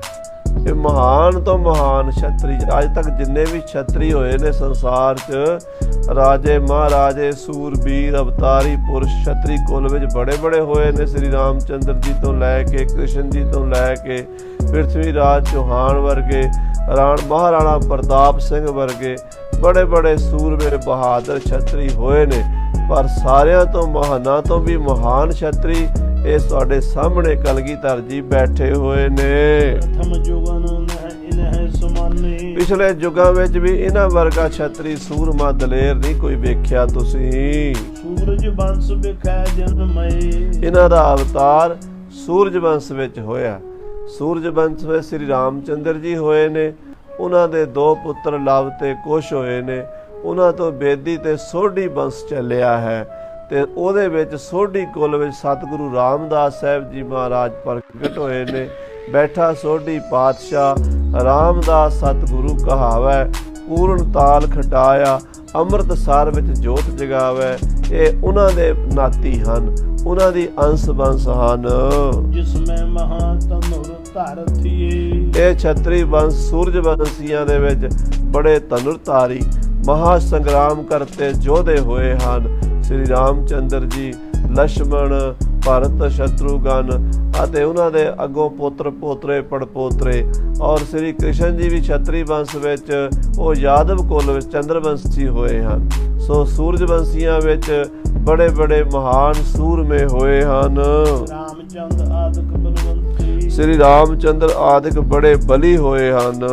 ਰਘੂ ਦਲੀਪ ਨ੍ਰਿਪ ਸਗਰ ਪਨੰਤੇ, ਮਹਾਰਾਜਾ ਰਘੂ ਹੋਇਆ ਹੈ, ਮਹਾਰਾਜਾ ਦਲੀਪ ਹੋਇਆ ਹੈ, ਮਹਾਰਾਜਾ ਸਗਰ ਹੋਇਆ ਹੈ। ਰਾਮਚੰਦਰ ਜੀ ਦੇ ਵੱਡਿਆਂ ਦੀ ਗੱਲ ਆ ਰਹੀ। ਰਾਮਚੰਦਰ ਦੇ ਦਾਦੇ ਪੜਦਾਦੇ, ਰਘੂ ਰਾਜਾ ਜਿਹੜਾ ਸੀ ਉਹ ਰਾਮਚੰਦਰ ਜੀ ਦਾ ਪੜਦਾਦਾ ਸੀ।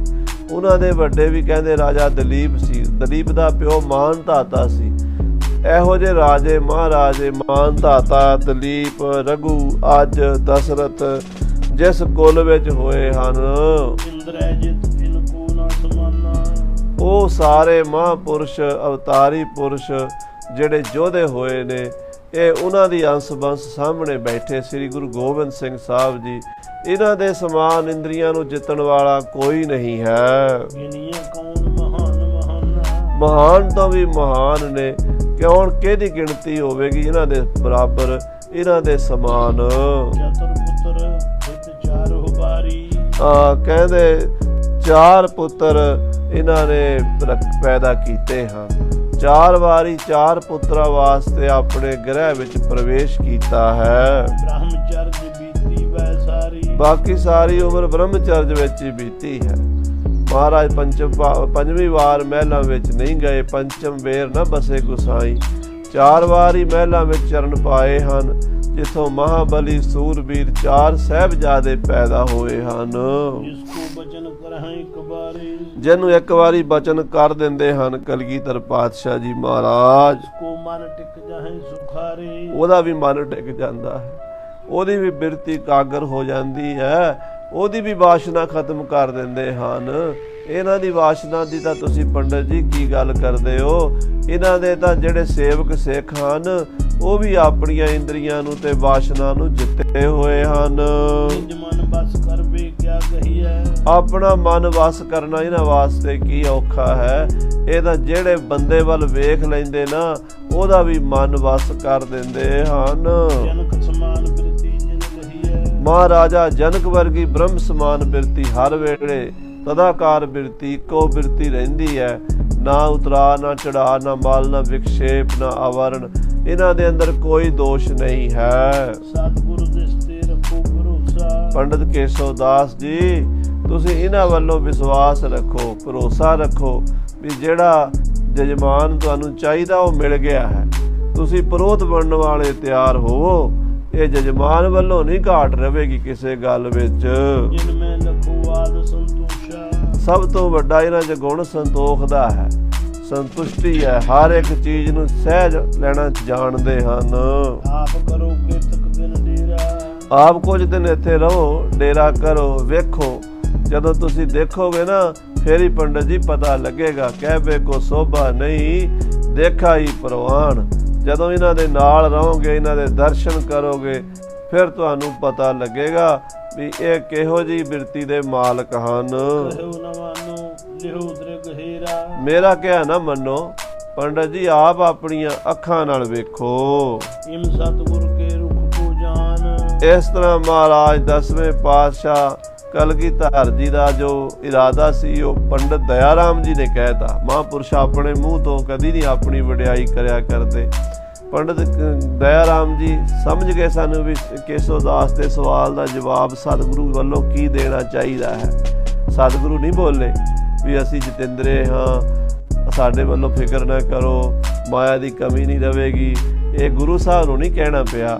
ਦੇਖੋ ਸਿਆਣੇ ਮੰਤਰੀ, ਸਿਆਣੇ ਵਜ਼ੀਰ, ਸਿਆਣੇ ਸਲਾਹਕਾਰ ਕੈਸੇ ਤਰੀਕੇ ਨਾਲ ਗੱਲ ਕਰਦੇ ਹਨ। ਸਤਿਗੁਰੂ ਜੀ ਦੇ ਹਜ਼ੂਰੀ ਪੰਡਤ ਦਇਆ ਰਾਮ ਜੀ ਨੇ ਬੜੇ ਸੁਚੱਜੇ ਢੰਗ ਨਾਲ ਪੰਡਤ ਕੇਸੋ ਦਾਸ ਜੀ ਦੇ ਸਵਾਲ ਦਾ ਜਵਾਬ ਦਿੱਤਾ ਹੈ। ਦਇਆ ਰਾਮ ਨੇ ਕੀਨ ਬਖਾਨ। ਦਇਆ ਰਾਮ ਜੀ ਨੇ ਸਾਰੀ ਗੱਲ ਸਤਿਗੁਰੂ ਵੱਲੋਂ ਕਹਿ ਦਿੱਤੀ ਹੈ। ਸ਼੍ਰੀ ਪ੍ਰਭ ਕਹਿਓ ਸ਼ਿਵਰ ਕੋ ਘਾਲੋ। ਹੁਣ ਮਹਾਰਾਜ ਸਾਹਿਬ ਜੀ ਆਪ ਬੋਲੇ, ਕਹਿੰਦੇ ਪੰਡਤ ਜੀ ਆਪ ਜੀ ਇੱਥੇ ਅਨੰਦਪੁਰ ਸਾਹਿਬ ਵਿੱਚ ਡੇਰਾ ਪਾਓ, ਤੁਰਕਨ ਸ਼ਹਿ ਹੋ ਕਾਜ ਬਿਸਾਲੋ। ਕਿਉਂਕਿ ਤੁਰਕਾਂ ਦੇ ਰਾਜ ਦੀ ਜੜ ਪੁੱਟਣੀ ਹੈ, ਜ਼ੁਲਮ ਰਾਜ ਦਾ ਨਾਸ਼ ਕਰਨਾ ਹੈ। ਇਹ ਜਿਹੜੇ ਪਾਪ ਦੀਆਂ ਜੰਜਾਂ ਲੈ ਲੈ ਕੇ ਕਾਬਲ ਤੋਂ ਚੜ੍ਹਦੇ ਨੇ, ਇਹਨਾਂ ਦਾ ਰਾਹ ਰੋਕਣਾ ਹੈ।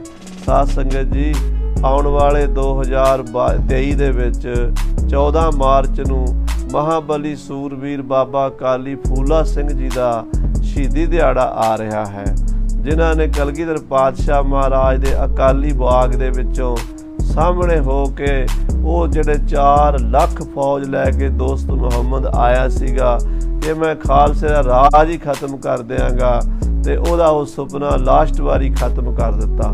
ਉਹ ਦੋਸਤ ਮੁਹੰਮਦ ਦੀਆਂ ਫੌਜਾਂ 4 ਲੱਖ ਫੌਜਾਂ ਨੂੰ ਅਕਾਲੀ ਫੂਲਾ ਸਿੰਘ 1400 ਨਿਹੰਗ ਸਿੰਘਾਂ ਦੀ ਫੌਜ ਲੈ ਕੇ 4 ਲੱਖ ਦੇ ਸਾਹਮਣੇ ਜਾ ਟੱਕਰੇ ਔਰ ਬੜੀ ਬਹਾਦਰੀ ਨਾਲ ਲੰਡੇ ਦਰਿਆ ਤੇ ਸ਼ਹੀਦੀ ਪ੍ਰਾਪਤ ਕੀਤੀ। ਉੱਥੇ ਪੀਰ ਪਿੰਡ ਵਿੱਚ ਬਾਬਾ ਜੀ ਦਾ ਸਥਾਨ ਪਾਕਿਸਤਾਨ ਵਿੱਚ ਅੱਜ ਵੀ ਮੌਜੂਦ ਹੈ। ਐਸੇ ਅਕਾਲੀ ਜੀ ਸੂਰਬੀਰ ਬਹਾਦਰ ਯੋਧੇ ਮਹਾਰਾਜ 10ਵੇਂ ਪਾਤਸ਼ਾਹ ਕਹਿੰਦੇ ਪ੍ਰਗਟ ਕਰਨੇ ਅਸੀਂ, ਜਿਹੜੇ ਕਾਬਲ ਦੇ ਦਰੇ ਦਾ ਦਰਵਾਜ਼ਾ ਬੰਦ ਕਰ ਦੇਣਗੇ। ਮੁੜ ਕੇ ਕੋਈ ਉਧਰੋਂ ਆਇਆ ਅਕਾਲੀ ਜੀ ਤੋਂ ਬਾਅਦ, ਦੱਸੋ ਕੋਈ ਕਾਬਲ ਵੱਲੋਂ ਕੰਧਾਰ ਵੱਲੋਂ ਅਜੇ ਤੱਕ ਤੇ ਜੁਰਤ ਨਹੀਂ ਪਈ। ਤੇ ਜੇ ਅਸੀਂ 10ਵੇਂ ਪਾਤਸ਼ਾਹ ਦੇ ਬਣ ਕੇ ਰਹਿਣਗੇ ਨਾ ਤੇ ਕਦੀ ਹੋਰ ਦੁਬਾਰਾ ਉਹ ਸੁਪਨਾ ਲੈ ਵੀ ਨਹੀਂ ਸਕਦੇ। ਹਾਂ, ਜੇ ਅਸੀਂ 10ਵੇਂ ਪਾਤਸ਼ਾਹ ਦੀ ਮਰਿਆਦਾ ਛੱਡ ਕੇ ਐਵੇਂ ਕੱਚੇ ਪਿੱਲਿਆਂ ਦੇ ਮਗਰ ਲੱਗ ਕੇ ਬਾਣੀ ਛੱਡ ਕੇ 10ਵੇਂ ਪਾਤਸ਼ਾਹ ਦੀ ਬਾਣਾ ਛੱਡ ਕੇ ਰਹਿਤ ਛੱਡ ਕੇ ਢਿੱਲੇ ਮੱਠੇ ਪੈ ਗਏ, ਫਿਰ ਭਾਵੇਂ ਸਾਨੂੰ ਕੋਈ ਜਿਹੜਾ ਮਰਜ਼ੀ ਆ ਕੇ ਦਬਾ ਲਵੇ। ਸਤਿਗੁਰੂ ਕਲਗੀਧਰ ਜੀ ਕਹਿ ਰਹੇ ਪੰਡਤ ਕੇਸੋ ਦਾਸ ਨੂੰ, ਕਹਿੰਦੇ ਤੁਰਕਨ ਕੋਸ਼ ਹੈ ਕਾਜ ਬਿਸਾਲੋ। ਵੱਡਾ ਕੰਮ ਹੈ ਪੰਡਤ ਜੀ, ਤੁਰਕਾਂ ਦਾ ਰਾਜ ਖਤਮ ਕਰਨਾ, ਉਹਨਾਂ ਦੇ ਆਉਣ ਵਾਲੇ ਦਰਵਾਜ਼ੇ ਬੰਦ ਕਰਨੇ ਹਨ। ਤੁਮ ਕਾਂਖੋ ਭਾਖੋ ਜੈਸੇ। ਜੋ ਤੁਸੀਂ ਕਹੋਗੇ, ਜੋ ਤੁਸੀਂ ਚਾਹੋਗੇ ਉਹੀ ਤੁਹਾਨੂੰ ਮਿਲੇਗਾ। ਰਸਤਾ ਬਸਤਾਂ ਵੱਲੋਂ ਕਿਸੇ ਗੱਲ ਵੱਲੋਂ ਤੁਹਾਨੂੰ ਕੋਈ ਸ਼ਿਕਾਇਤ ਨਹੀਂ ਆਵੇਗੀ। ਪੂਰਨ ਸਭ ਤਿਆਰੀ ਹੋਏ ਤੈਸੇ। ਝਟਪਟ ਉਦਾਂ ਹੀ ਤਿਆਰੀ ਹੋਵੇਗੀ, ਸਭ ਸਮਾਨ ਉਸੇ ਤਰ੍ਹਾਂ ਹਾਜ਼ਰ ਕਰ ਦਿਆਂਗੇ। ਹੋਤ ਪਰਾਤ ਧਨ ਤੁਮਹਿ ਦਿਖਾਵੇਂ। ਸਵੇਰੇ ਤੁਸੀਂ ਪੰਡਤ ਜੀ ਕੱਲ ਨੂੰ ਖਜ਼ਾਨੇ 'ਚ ਤੁਹਾਨੂੰ ਲੈ ਚੱਲਾਂਗੇ, ਧਨ ਦੇ ਤੁਹਾਨੂੰ ਦਰਸ਼ਨ ਕਰਾ ਦਿਆਂਗੇ ਤਾਂ ਕਿ ਤੁਹਾਡੀ ਤਸੱਲੀ ਹੋ ਜਾਵੇ ਵੀ ਗੁਰੂ ਘਰ 'ਚ ਮਾਇਆ ਦੀ ਕਮੀ ਨਹੀਂ ਹੈ। ਸਕਲ ਸੋਜ ਤਤਕਾਲ ਨਾਮ ਹੈ। ਔਰ ਸਾਰਾ ਸਮਾਨ ਜੋ ਤੁਸੀਂ ਲਿਖਵਾਓਗੇ ਉਹ ਤਤਕਾਲ ਦੁੱਗਣਾ ਮੰਗਾ ਕੇ ਰੱਖਾਂਗੇ। ਅਪਰ ਕਹਾਂ ਕਹੀਏ ਤੁਮ ਤਾਈ। ਹੋਰ ਤੁਹਾਨੂੰ ਪੰਡਤ ਜੀ ਕੀ ਦਸੀਏ, ਕੀ ਵਿਸ਼ਵਾਸ ਦਵਾਈਏ। ਰਹੋ ਪਰਖੀਏ ਲਖੇ ਜੋ ਜਾਈ। ਤੁਸੀਂ ਆਪ ਇੱਥੇ ਰਹਿ ਕੇ ਵੇਖ ਲੈਣਾ, ਤੁਹਾਨੂੰ ਕਿਸੇ ਗੱਲ ਦੀ ਸ਼ਿਕਾਇਤ ਨਹੀਂ ਆਵੇਗੀ ਵੀ ਆਹ ਚੀਜ਼ ਦੀ ਕਮੀ ਹੈ। ਤੁਹਾਡੇ ਸਾਰੇ ਸਵਾਲ ਪੂਰੇ ਕਰਾਂਗੇ। ਕੇਸਵ ਦਾਸ ਸੁਨਤ ਪੁਨ ਕਹਿਓ। ਸੁਣ ਕੇ ਪੰਡਤ ਕੇਸੋ ਦਾਸ ਜੀ ਫਿਰ ਬੋਲੇ, ਅਤ ਦੁਹ ਸਾਧ ਕਰਮ ਸਭ ਦਹਿਓ। ਮਹਾਰਾਜ ਇਹ ਕਰਮ ਬੜਾ ਔਖਾ ਹੈ, ਦੋ ਸਾਧ ਹੈ, ਕਠਿਨ ਹੈ, ਹਰ ਇੱਕ ਬੰਦਾ ਇਹ ਨਹੀਂ ਕਰ ਸਕਦਾ। ਇਸ ਕਰਕੇ ਮੈਂ ਬੇਨਤੀ ਕਰਦਾ ਹਾਂ। ਸਮਰੱਥ ਤੇ ਸਭ ਬਣ ਆਵੇ। ਮਹਾਰਾਜ ਤੁਸੀਂ ਤਾਂ ਸਮਰੱਥ ਹੋ, ਤੁਹਾਡੇ ਤੋਂ ਸਭ ਕੁਝ ਹੋ ਸਕਦਾ ਹੈ। ਜੋ ਮੈਂ ਗੁਸਤਾਖੀ ਕੀਤੀ ਹੈ ਨਾ ਇਹ ਕਹਿਣ ਦੀ, ਉਹ ਮੇਰਾ ਫਰਜ਼ ਸੀ, ਕਿਉਂਕਿ ਮਹਾਰਾਜ ਪਹਿਲਾਂ ਦੱਸਿਆ ਚੰਗਾ ਹੁੰਦਾ ਹੈ। ਕਲਯੁਗ ਦੇ ਵਿੱਚ ਵੱਡੇ ਵੱਡੇ ਰਾਜੇ ਮਹਾਰਾਜੇ ਵੀ ਇਸ ਕਾਰਜ ਨੂੰ ਕਰਨ ਦਾ ਹੌਸਲਾ ਨਹੀਂ ਕਰਦੇ ਸਤਿਗੁਰੂ ਜੀ। ਇਸ ਕਰਕੇ ਮੈਂ ਤੁਹਾਨੂੰ ਪਹਿਲਾਂ ਦੱਸਿਆ ਹੈ। ਉਹ ਅਕਰਮ ਜਥਾ ਮਨ ਭਾਵੈ। ਤੁਸੀਂ ਉਹ ਵੀ ਕਰ ਸਕਦੇ ਹੋ ਜੋ ਨਹੀਂ ਹੋ ਸਕਦਾ। ਜਿਵੇਂ ਤੁਹਾਨੂੰ ਚੰਗਾ ਲੱਗੇ ਉਵੇਂ ਹੀ ਕਰ ਸਕਦੇ ਹੋ। ਅੱਛੀ ਬਾਤ ਕਰੂੰ ਮੈਂ ਡੇਰਾ। ਠੀਕ ਹੈ ਮਹਾਰਾਜ, ਠੀਕ ਹੈ, ਫਿਰ ਮੈਂ ਇੱਥੇ ਰਵਾਂਗਾ। ਅੱਛੀ ਗੱਲ ਹੈ, ਜੇ ਤੁਹਾਡਾ ਹੁਕਮ ਹੈ ਹਵਨ ਕਰਨ ਦਾ ਤਾਂ ਮੈਂ ਤੁਹਾਡੇ ਕੋਲ ਰਹਿ ਪੈਂਦਾ ਹਾਂ। ਕਾਜ ਸਿੱਧ ਇਹੋ ਪੁਨ ਵਡੇਰਾ। ਕਿਉਂਕਿ ਜੇ ਇਹ ਕੰਮ ਸਿੱਧ ਹੋ ਜਾਵੇ ਤਾਂ ਬੜਾ ਇਹ ਪੁੰਨ ਦਾ ਕੰਮ ਹੋਵੇਗਾ। ਕਿਉਂਕਿ ਗੁਰੂ ਘਰ ਦੇ ਵਿੱਚ ਸ਼ਕਤੀ ਪ੍ਰਗਟ ਹੋਵੇਗੀ ਤੇ ਸਾਰੇ ਭਾਰਤ ਦੇ ਉੱਤੇ ਆਪ ਜੀ ਦਾ ਉਪਕਾਰ ਹੋਵੇਗਾ ਤੇ ਗਰੀਬ ਜਨਤਾ ਜਿਹੜੀ ਸਾਧ ਸੰਗਤ ਜੀ, ਸਨਾਤਨ ਧਰਮ ਜਿਹੜਾ ਅਸਲ ਸਨਾਤਨ ਧਰਮ ਹੈ ਉਹ ਖਾਲਸਾ ਪੰਥ ਹੈ। ਕਾਰਨ ਕੀ ਹੈ? ਕਿਉਂਕਿ ਪੁਰਾਤਨ ਸਮੇਂ ਜਿਤਨੇ ਸਤਿਯੁਗ ਰਿਸ਼ੀ ਮੁਨੀ ਕੇਸਾ ਧਾਰੀ ਸਨ, ਸਾਰੇ ਸ਼ਸਤਰ ਧਾਰੀ ਸਨ, ਸਾਰੇ ਜਤੀ ਸਤੀ ਤਿਆਰ ਬਰ ਤਿਆਰ ਜੰਗੀ ਯੋਧੇ ਸਨ। ਹੌਲੇ ਹੌਲੇ ਕੀ ਹੋਇਆ ਵੀ ਇਹਨਾਂ ਪੰਡਤਾਂ ਨੇ, ਉਹ ਰਾਜਾ ਜਿਹੜਾ ਹੋਇਆ ਨੰਦ ਨਾਈਆਂ ਦਾ ਮੁੰਡਾ ਸੀਗਾ, ਉਹਨੇ ਛਤਰੀਆਂ ਤੋਂ ਰਾਜ ਖੋਇਆ ਤੇ ਆਪਣਾ ਉਸਤਰਾ ਹੱਥ ਵਿੱਚ ਹੀ ਰੱਖਿਆ ਤੇ ਸਾਰਿਆਂ ਪੰਡਤਾਂ ਦੇ ਸਿਰ ਮੁੰਨ ਦਿੱਤੇ, ਦਾੜੀਆਂ ਮੁੰਨ ਦਿੱਤੀਆਂ। ਤੇ ਪੰਡਤਾਂ ਦਾ ਜਦੋਂ ਆਪਣਾ ਮੁੰਡਨ ਹੋ ਗਿਆ, ਇਹਨਾਂ ਨੇ ਲੋਕਾਂ ਦਾ ਵੀ ਮੁੰਡਨ ਕਰਾਉਣ ਦੀ ਰੀਤੀ ਪਾ ਦਿੱਤੀ। ਪਰ ਅੱਜ ਤੋਂ 2500 ਸਾਲ ਪਿੱਛੇ ਦਾ ਜੋ ਭਾਰਤ ਹੈ ਉਹਦੇ ਗ੍ਰੰਥ ਪੜ੍ਹ ਕੇ ਦੇਖ ਲਓ। ਮਹਾਰਾਜ ਭਗਵਾਨ ਸ੍ਰੀ ਕ੍ਰਿਸ਼ਨ ਜੀ ਜਟਾ ਜੂਟ ਸ਼ਸਤਰ ਧਾਰੀ ਕੇਸਾ ਧਾਰੀ, ਤੇ ਜਦੋਂ ਅਰਜਨ ਬੁਲਾਉਂਦਾ ਹੈ ਤੇ ਕਹਿੰਦਾ ਹੈ ਕੇਸ਼ਵ। ਠੀਕ ਹੈ ਕਿ ਅੱਜ ਕੱਲ੍ਹ ਨਾਟਕਾਂ ਵਿੱਚ ਫਿਲਮਾਂ ਵਿੱਚ ਇਹਨਾਂ ਨੇ ਦਾੜੀਆਂ ਕੱਟੀਆਂ ਦਿਖਾਤੀਆਂ ਅਰਜਨ ਹੋਰਾਂ ਦੀਆਂ, ਪਰ ਐਸਾ ਨਹੀਂ ਸੀ। ਸਾਰੇ ਦਾੜੀਆਂ ਵਾਲੇ ਸਨ, ਕੇਸਾਂ ਵਾਲੇ ਸਨ ਤੇ ਸਿਰ ਤੇ ਦਸਤਾਰਾਂ ਸਜਾਉਂਦੇ ਸਨ, ਤੀਰ ਕਮਾਨ ਰੱਖਦੇ ਸਨ, ਸ਼ਸਤਰ ਰੱਖਦੇ ਸਨ। ਅਸਲ ਭਾਰਤ ਦਾ ਜੋ ਸਰੂਪ ਪੁਰਾਤਨ ਸੀ ਨਾ, ਉਹ ਮੇਰੇ ਬਾਜਾਂ ਵਾਲੇ ਸਤਿਗੁਰੂ ਜੀ ਨੇ ਪ੍ਰਗਟ ਕੀਤਾ। ਖਾਲਸਾ ਮਹਾਰਾਜ ਆਪ ਆਪਣੀ ਬਾਣੀ 'ਚ ਲਿਖਦੇ ਨੇ, ਪ੍ਰਗਟ ਭਇਓ ਰੂਪ ਮੁਨਿਵਰ ਕੋ। ਇਹ ਰਿਸ਼ੀਆਂ ਮੁਨੀਆਂ ਦਾ ਰੂਪ ਹੈ, ਦਾੜਾ ਕੇਸ ਤਿਆਰ ਬਰ ਤਿਆਰ। ਇਹਦੇ ਤੋਂ ਸਾਡੇ ਭਾਰਤ ਵਾਸੀਆਂ ਨੂੰ ਮਾਣ ਹੋਣਾ ਚਾਹੀਦਾ।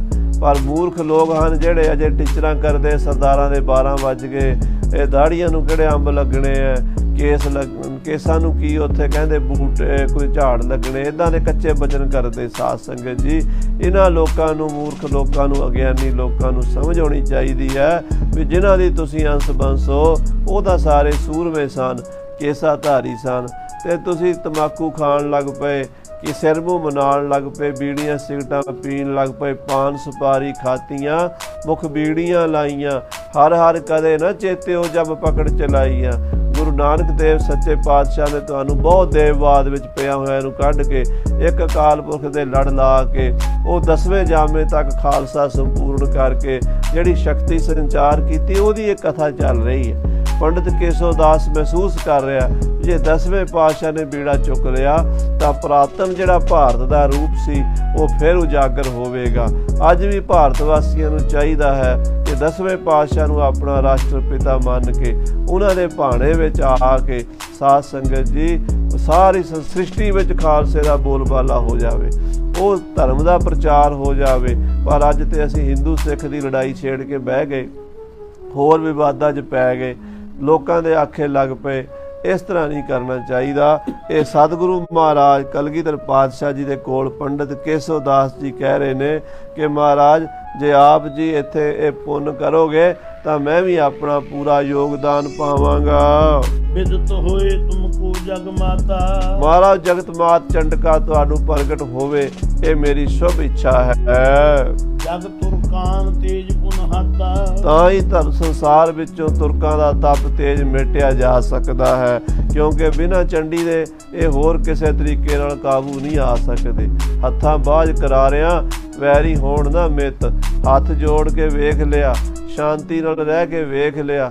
ਸ਼ਾਂਤੀ ਦੇ ਪੁੰਜ ਨੂੰ ਤਾਂ ਇਹਨਾਂ ਨੇ ਤੱਤੀਆਂ ਤਵੀਆਂ ਤੇ ਬਿਠਾਤਾ, ਸ਼ਾਂਤੀ ਦੇ ਪੁੰਜ ਦੇ ਸੀਸ ਵਿੱਚ ਤੇ ਰੇਤਾ ਪਾਤਾ ਇਹਨਾਂ ਨੇ ਪਾਪੀਆਂ ਨੇ। ਔਰ ਧੰਨ ਗੁਰੂ ਤੇਗ ਬਹਾਦਰ ਸਾਹਿਬ ਜੀ ਨੂੰ ਚਾਂਦਨੀ ਚੌਂਕ ਵਿੱਚ ਦਿੱਲੀ ਸ਼ਹੀਦ ਕਰ ਦਿੱਤਾ। ਭਾਈ ਮਤੀ ਦਾਸ, ਭਾਈ ਸਤੀ ਦਾਸ ਵਰਗੇ ਗੁਰੂ ਕੇ ਲਾਲਾਂ ਨੂੰ ਆਰਿਆਂ ਨਾਲ ਚੀਰ ਚੀਰ ਕੇ, ਰੂਈਆਂ 'ਚ ਬੰਨ ਕੇ ਸਾੜਿਆ, ਦੇਗਾਂ 'ਚ ਉਬਾਲਿਆ। ਕਿਹੜੇ ਕਿਹੜੇ ਜ਼ੁਲਮ ਜਿਹੜੇ ਇਹਨਾਂ ਨੇ ਨਹੀਂ ਕੀਤੇ, ਹੁਣ ਮਹਾਰਾਜ ਚੰਡੀ ਪ੍ਰਗਟ ਕਰਨੀ ਬੜਾ ਵੱਡਾ ਪੁੰਨ ਹੈ, हिंद धर्म को है यह बारा। ਕਿਉਂਕਿ ਇਹ ਹਿੰਦੂ ਧਰਮ ਦੀ ਰਾਖੀ ਵਾਸਤੇ ਤੁਹਾਡੇ ਤੋਂ ਬਿਨਾ ਹੋਰ ਕੋਈ ਅੱਗੇ ਆ ਨਹੀਂ ਸਕਦਾ। नाहित जात नष्ट हुए सारा। ਨਹੀਂ ਤੇ ਸਾਰਾ ਨਸ਼ਟ ਹੋ ਜਾਏਗਾ। ਇਹ ਸਵਾ ਮਣ ਜਨੇਊ ਜਿਹੜੇ ਰੋਜ਼ ਉਤਰ ਰਹੇ ਨੇ ਇਹ ਰੁਕਣੇ ਨਹੀਂ। ਫਿਰ ਤਾਂ ਬਸ ਹੌਲੇ ਹੌਲੇ ਸਾਰੇ ਤੀਰਥਾਂ ਤੇ ਵੀ ਸ਼ਹਿਰਾਂ 'ਚ ਪਿੰਡਾਂ ਦੇ ਵਿੱਚ ਇਹੀ ਝੰਡਾ ਝੂਲ ਜਾਏਗਾ, ਇਸਲਾਮੀ ਹੈਦਰੀ ਝੰਡਾ, ਜਿਹੜਾ ਮਹਾਰਾਜ ਸੱਚ ਧਰਮ ਦਾ ਨਿਸ਼ਾਨ ਸਾਹਿਬ ਤੁਸੀਂ ਚਲਾਉਣਾ ਚਾਹੁੰਦੇ ਹੋ। ਉਹ ਮਹਾਰਾਜ ਉਹੀ ਸਾਡੇ ਧਰਮ ਨੂੰ ਬਚਾ ਸਕਦਾ ਹੈ, ਇਸ ਦੇਸ਼ ਨੂੰ ਬਚਾ ਸਕਦਾ ਹੈ, ਇਸ ਦੇਸ਼ ਦੇ ਗ੍ਰੰਥਾਂ ਨੂੰ ਬਚਾ ਸਕਦਾ ਹੈ, ਵੇਦਾਂ ਦੀ ਫਿਲਾਸਫੀ ਨੂੰ ਬਚਾ ਸਕਦਾ ਹੈ। ਮਹਾਰਾਜ ਆਪ ਕਿਰਪਾ ਕਰੋ। इम कैबे प्रभाग में है आयो। ਇਸ ਤਰ੍ਹਾਂ ਕਹਿ ਕੇ ਪੰਡਿਤ ਕੇਸੋ ਦਾਸ ਜੀ ਬਾਗ ਦੇ ਵਿੱਚ ਆਪਣੇ ਡੇਰੇ 'ਚ ਆ ਗਏ। तेरा कर मुकाम हर खायो। ਉਹਨੇ ਮੁਕਾਮੀ ਡੇਰਾ ਕਰ ਲਿਆ, ਖੁਸ਼ ਹੋਇਆ ਬੜਾ ਵੀ ਚਲੋ ਮੈਨੂੰ ਕੋਈ ਮਹਾਂਪੁਰਸ਼ ਦੇ ਦਰਸ਼ਨ ਹੋਏ ਨੇ, ਐਸਾ ਮਹਾਂਪੁਰਸ਼ ਜਿਹੜਾ ਸਾਡੇ ਭਾਰਤ ਦੇਸ਼ ਦੀ ਦਸ਼ਾ ਬਦਲਣੀ ਚਾਹੁੰਦਾ ਹੈ ਔਰ ਨਿਰਸਵਾਰਥੀ ਹੈ। ਨਹੀਂ ਤਾਂ ਰਾਜੇ ਮਹਾਰਾਜੇ ਵੀ ਯੱਗ ਹਵਨ ਕਰਾਉਂਦੇ ਸੀ, ਮੇਰੇ ਘਰ ਮੁੰਡਾ ਹੋ ਜਾਏ, ਮੇਰਾ ਰਾਜ ਵੱਡਾ ਹੋ ਜਾਏ, ਮੇਰਾ ਪ੍ਰਤਾਪ ਹੋ ਜਾਏ। ਆਪਣੇ ਘਰ ਤੱਕ ਹੀ ਸੀਮਤ ਸਨ, ਆਪਣੀ ਵਡਿਆਈ ਤੱਕ, ਆਪਣੇ ਸੁੱਖਾਂ ਤੱਕ ਸੀਮਤ ਸਨ।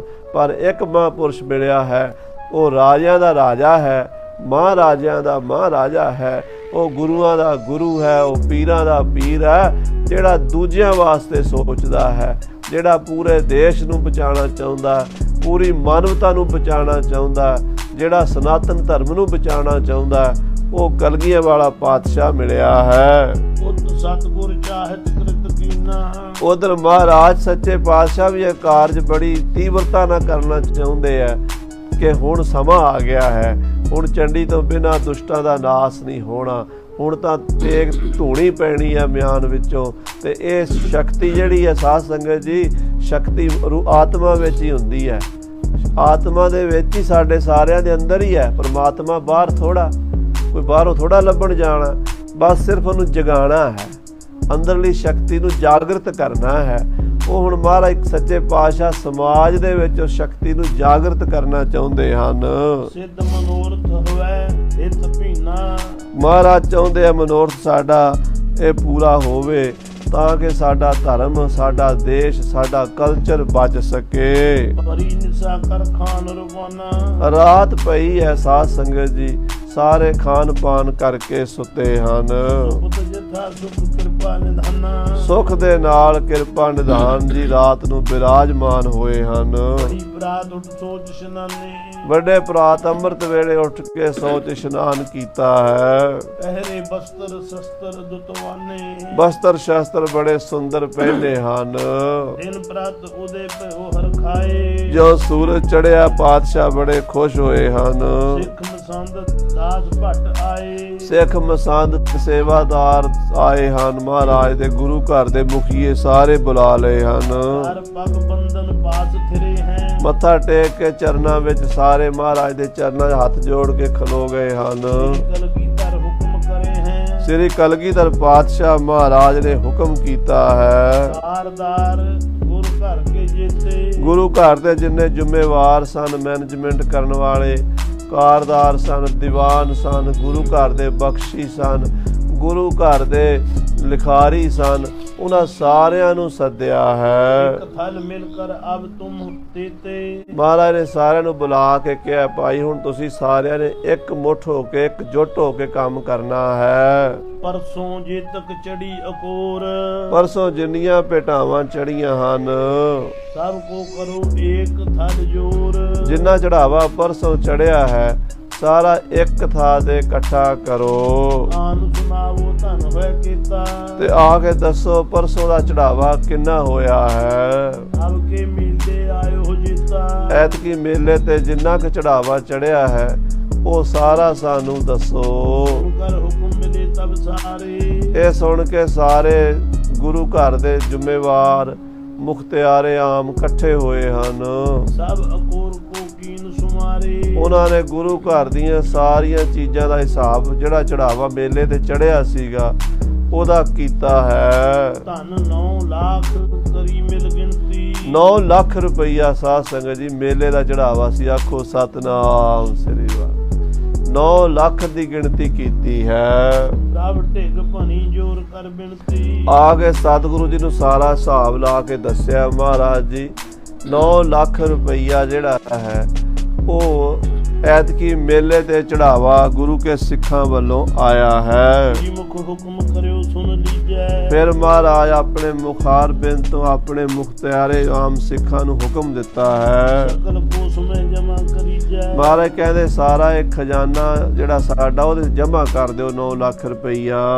ਸੰਗਤ ਅਰਮ ਸੰਦ ਜਿਸ ਦੇਸ਼।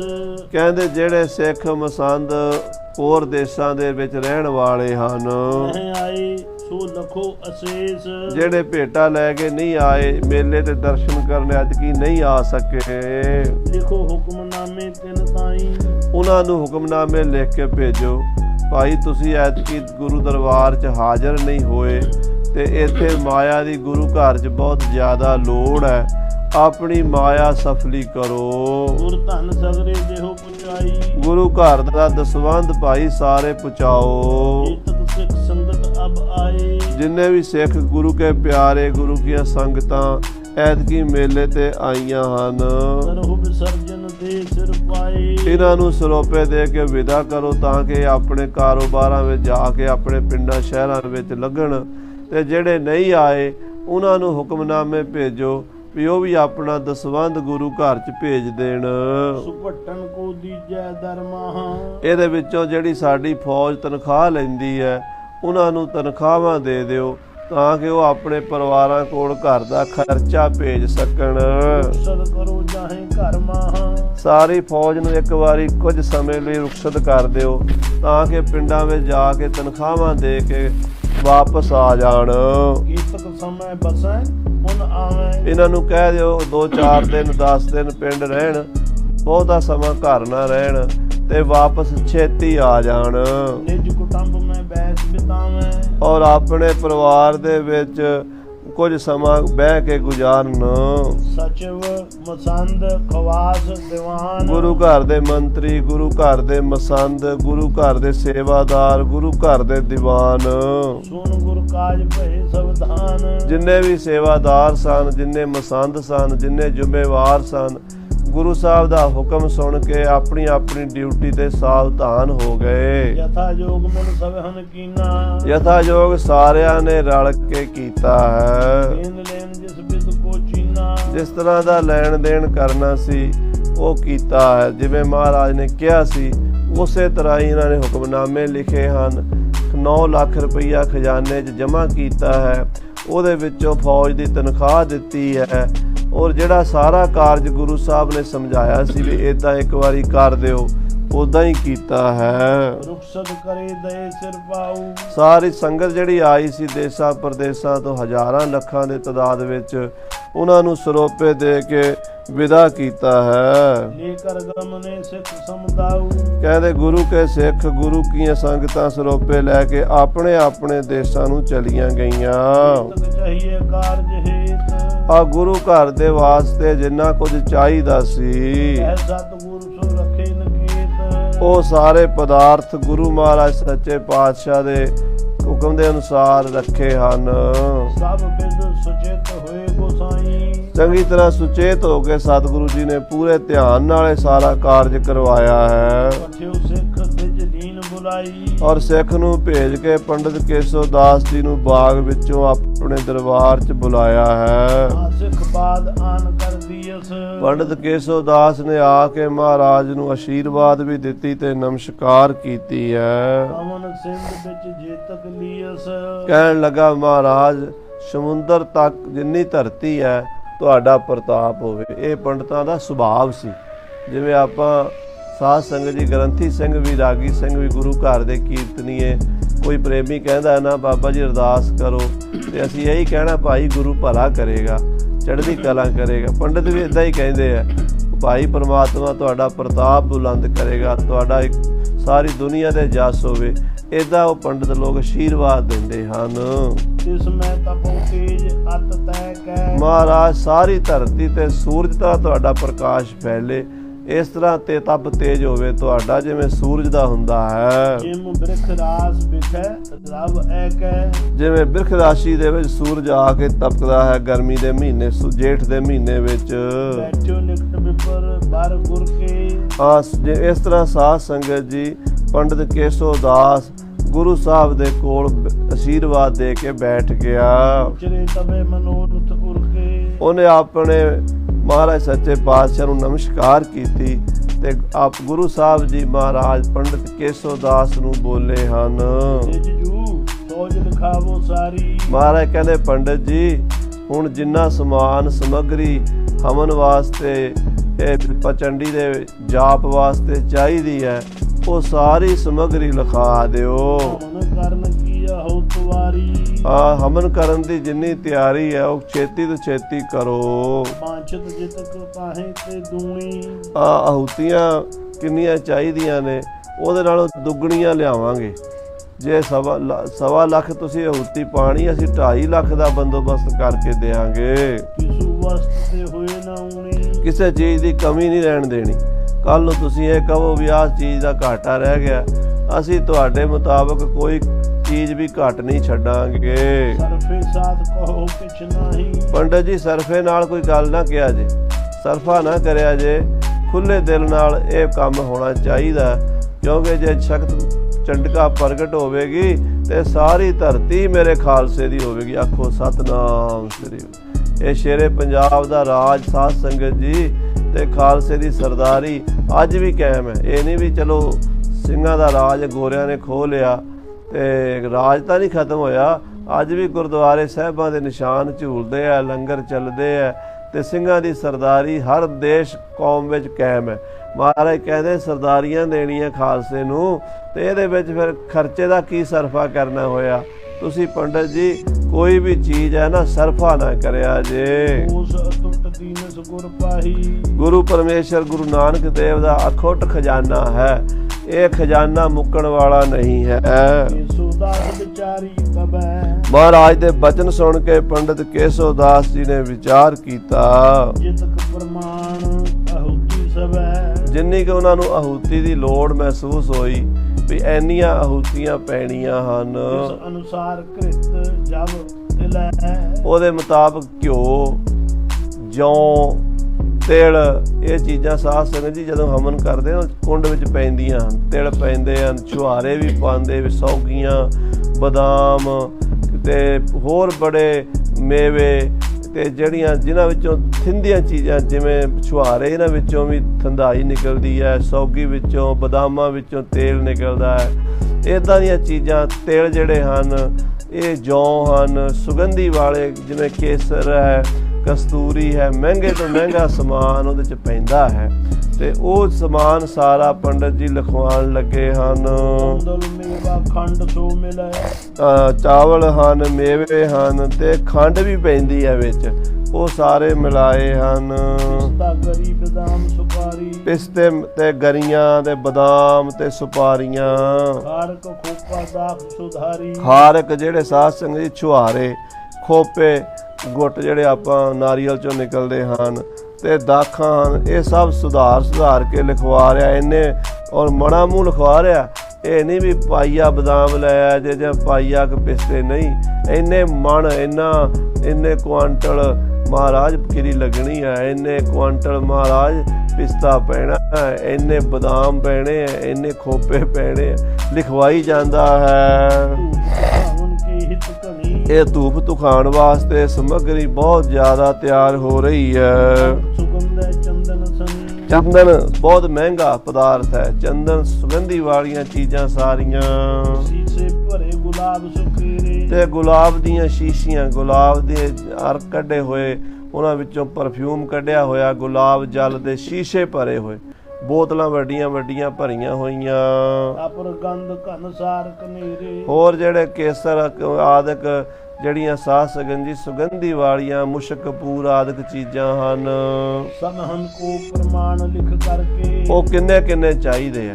ਕਿੰਨੇ ਕਿਲੋ, ਕਿੰਨੇ ਕੁਆਂਟਲ, ਕਿੰਨੇ ਮਣ, ਕਿਲੋਆਂ ਕਲੋਆਂ ਦਾ ਹਿਸਾਬ ਤਾਂ ਹੈ ਹੀ ਨਹੀਂ ਸੀ। ਮਣਾਂ ਤੋਂ ਉੱਪਰ ਦੀ ਗੱਲ ਸੀ ਸਾਰੀ। ਤੋ ਉਹ ਸਾਰਾ ਮਣਾਂ ਤੇ ਜਾਂ ਕੁਆਂਟਲਾਂ ਦੇ ਹਿਸਾਬ ਨਾਲ ਸਮਾਨ ਲਿਖਵਾਇਆ ਹੈ। ਇਹ ਬੜੀ ਲੰਮੀ ਚੌੜੀ ਲਿਸਟ ਤਿਆਰ ਕਰਕੇ ਪੰਡਤ ਜੀ ਨੇ ਮਹਾਰਾਜ 10ਵੇਂ ਪਾਤਸ਼ਾਹ ਨੂੰ ਦਿੱਤੀ ਹੈ। ਹੋਰ ਵੀ ਜਿਹੜੀਆਂ ਗੱਲਾਂ ਬਾਤਾਂ ਸਨ ਉਹ ਬਹਿ ਕੇ ਕੀਤੀਆਂ ਹਨ। ਜਿਸ ਤਰ੍ਹਾਂ ਜਗਤ ਮਾਤ ਚੰਡਕਾ ਨੇ ਪ੍ਰਗਟ ਹੋਣਾ ਹੈ। ਪੰਡਤ ਦੀ ਤਸੱਲੀ ਹੋ ਗਈ ਵੀ ਪਹਿਲਾਂ ਤਾਂ ਪੰਡਤ ਡਰਦਾ ਸੀ ਵੀ ਇਹਦੇ ਗੁਰੂ ਨੇ, ਸਾਧੂ ਨੇ, ਇਹਨਾਂ ਕੋਲ ਇੰਨਾ ਪੈਸਾ ਹੀ ਨਹੀਂ ਹੋਣਾ ਕਿ ਇਹ ਇੰਨਾ ਵੱਡਾ ਹਮਨ ਕਰਾ ਸਕਣ। ਉਹ ਜਦੋਂ ਮਹਾਰਾਜ ਸੱਚੇ ਪਾਤਸ਼ਾਹ ਨੇ ਆਖਿਆ ਨਾ, ਪੰਡਤ ਜੀ ਗੁਰੂ ਨਾਨਕ ਦਾ ਖਜ਼ਾਨਾ, ਫਿਕਰ ਨਾ ਕਰੋ, ਰਾਜਿਆਂ ਮਹਾਰਾਜਿਆਂ ਦੇ ਖਜ਼ਾਨੇ ਨਖੁੱਟ ਸਕਦੇ ਆ ਪਰ ਗੁਰੂ ਨਾਨਕ ਦਾ ਖਜ਼ਾਨਾ ਨਹੀਂ ਨਖੁੱਟ ਸਕਦਾ। ਇਹ ਸੁਣ ਕੇ ਪੰਡਤ ਜੀ ਦੇ ਤਸੱਲੀ ਹੋ ਗਈ ਹੈ। ਗੁਰੂ ਸਮਰੱਥ ਹਨ, ਜੋ ਚਾਹਣ ਕਰ ਸਕਦੇ ਹਨ। ਕਹਿੰਦੇ ਪੰਡਤ ਜੀ ਨੇ ਹਰ ਤਰ੍ਹਾਂ ਨਾਲ ਆਪਣਾ ਮਨ ਟਿਕਾ ਲਿਆ। ਜਿਵੇਂ ਉਹ ਚਾਹੁੰਦੇ ਸੀ ਨਾ, ਉਦਾਂ ਹੀ ਉਹਨਾਂ ਨੂੰ ਨਿਸ਼ਚਾ ਹੋ ਗਿਆ ਵੀ ਉਹ ਕਾਰਜ ਹੁਣ ਹੋ ਜਾਵੇਗਾ। ਖੁਸ਼ੀ ਦੇ ਨਾਲ ਪੰਡਤ ਜੀ ਕਹਿਣ ਲੱਗੇ, ਹੈ ਸਤਿਗੁਰੂ ਜੀ ਸੁਣੋ,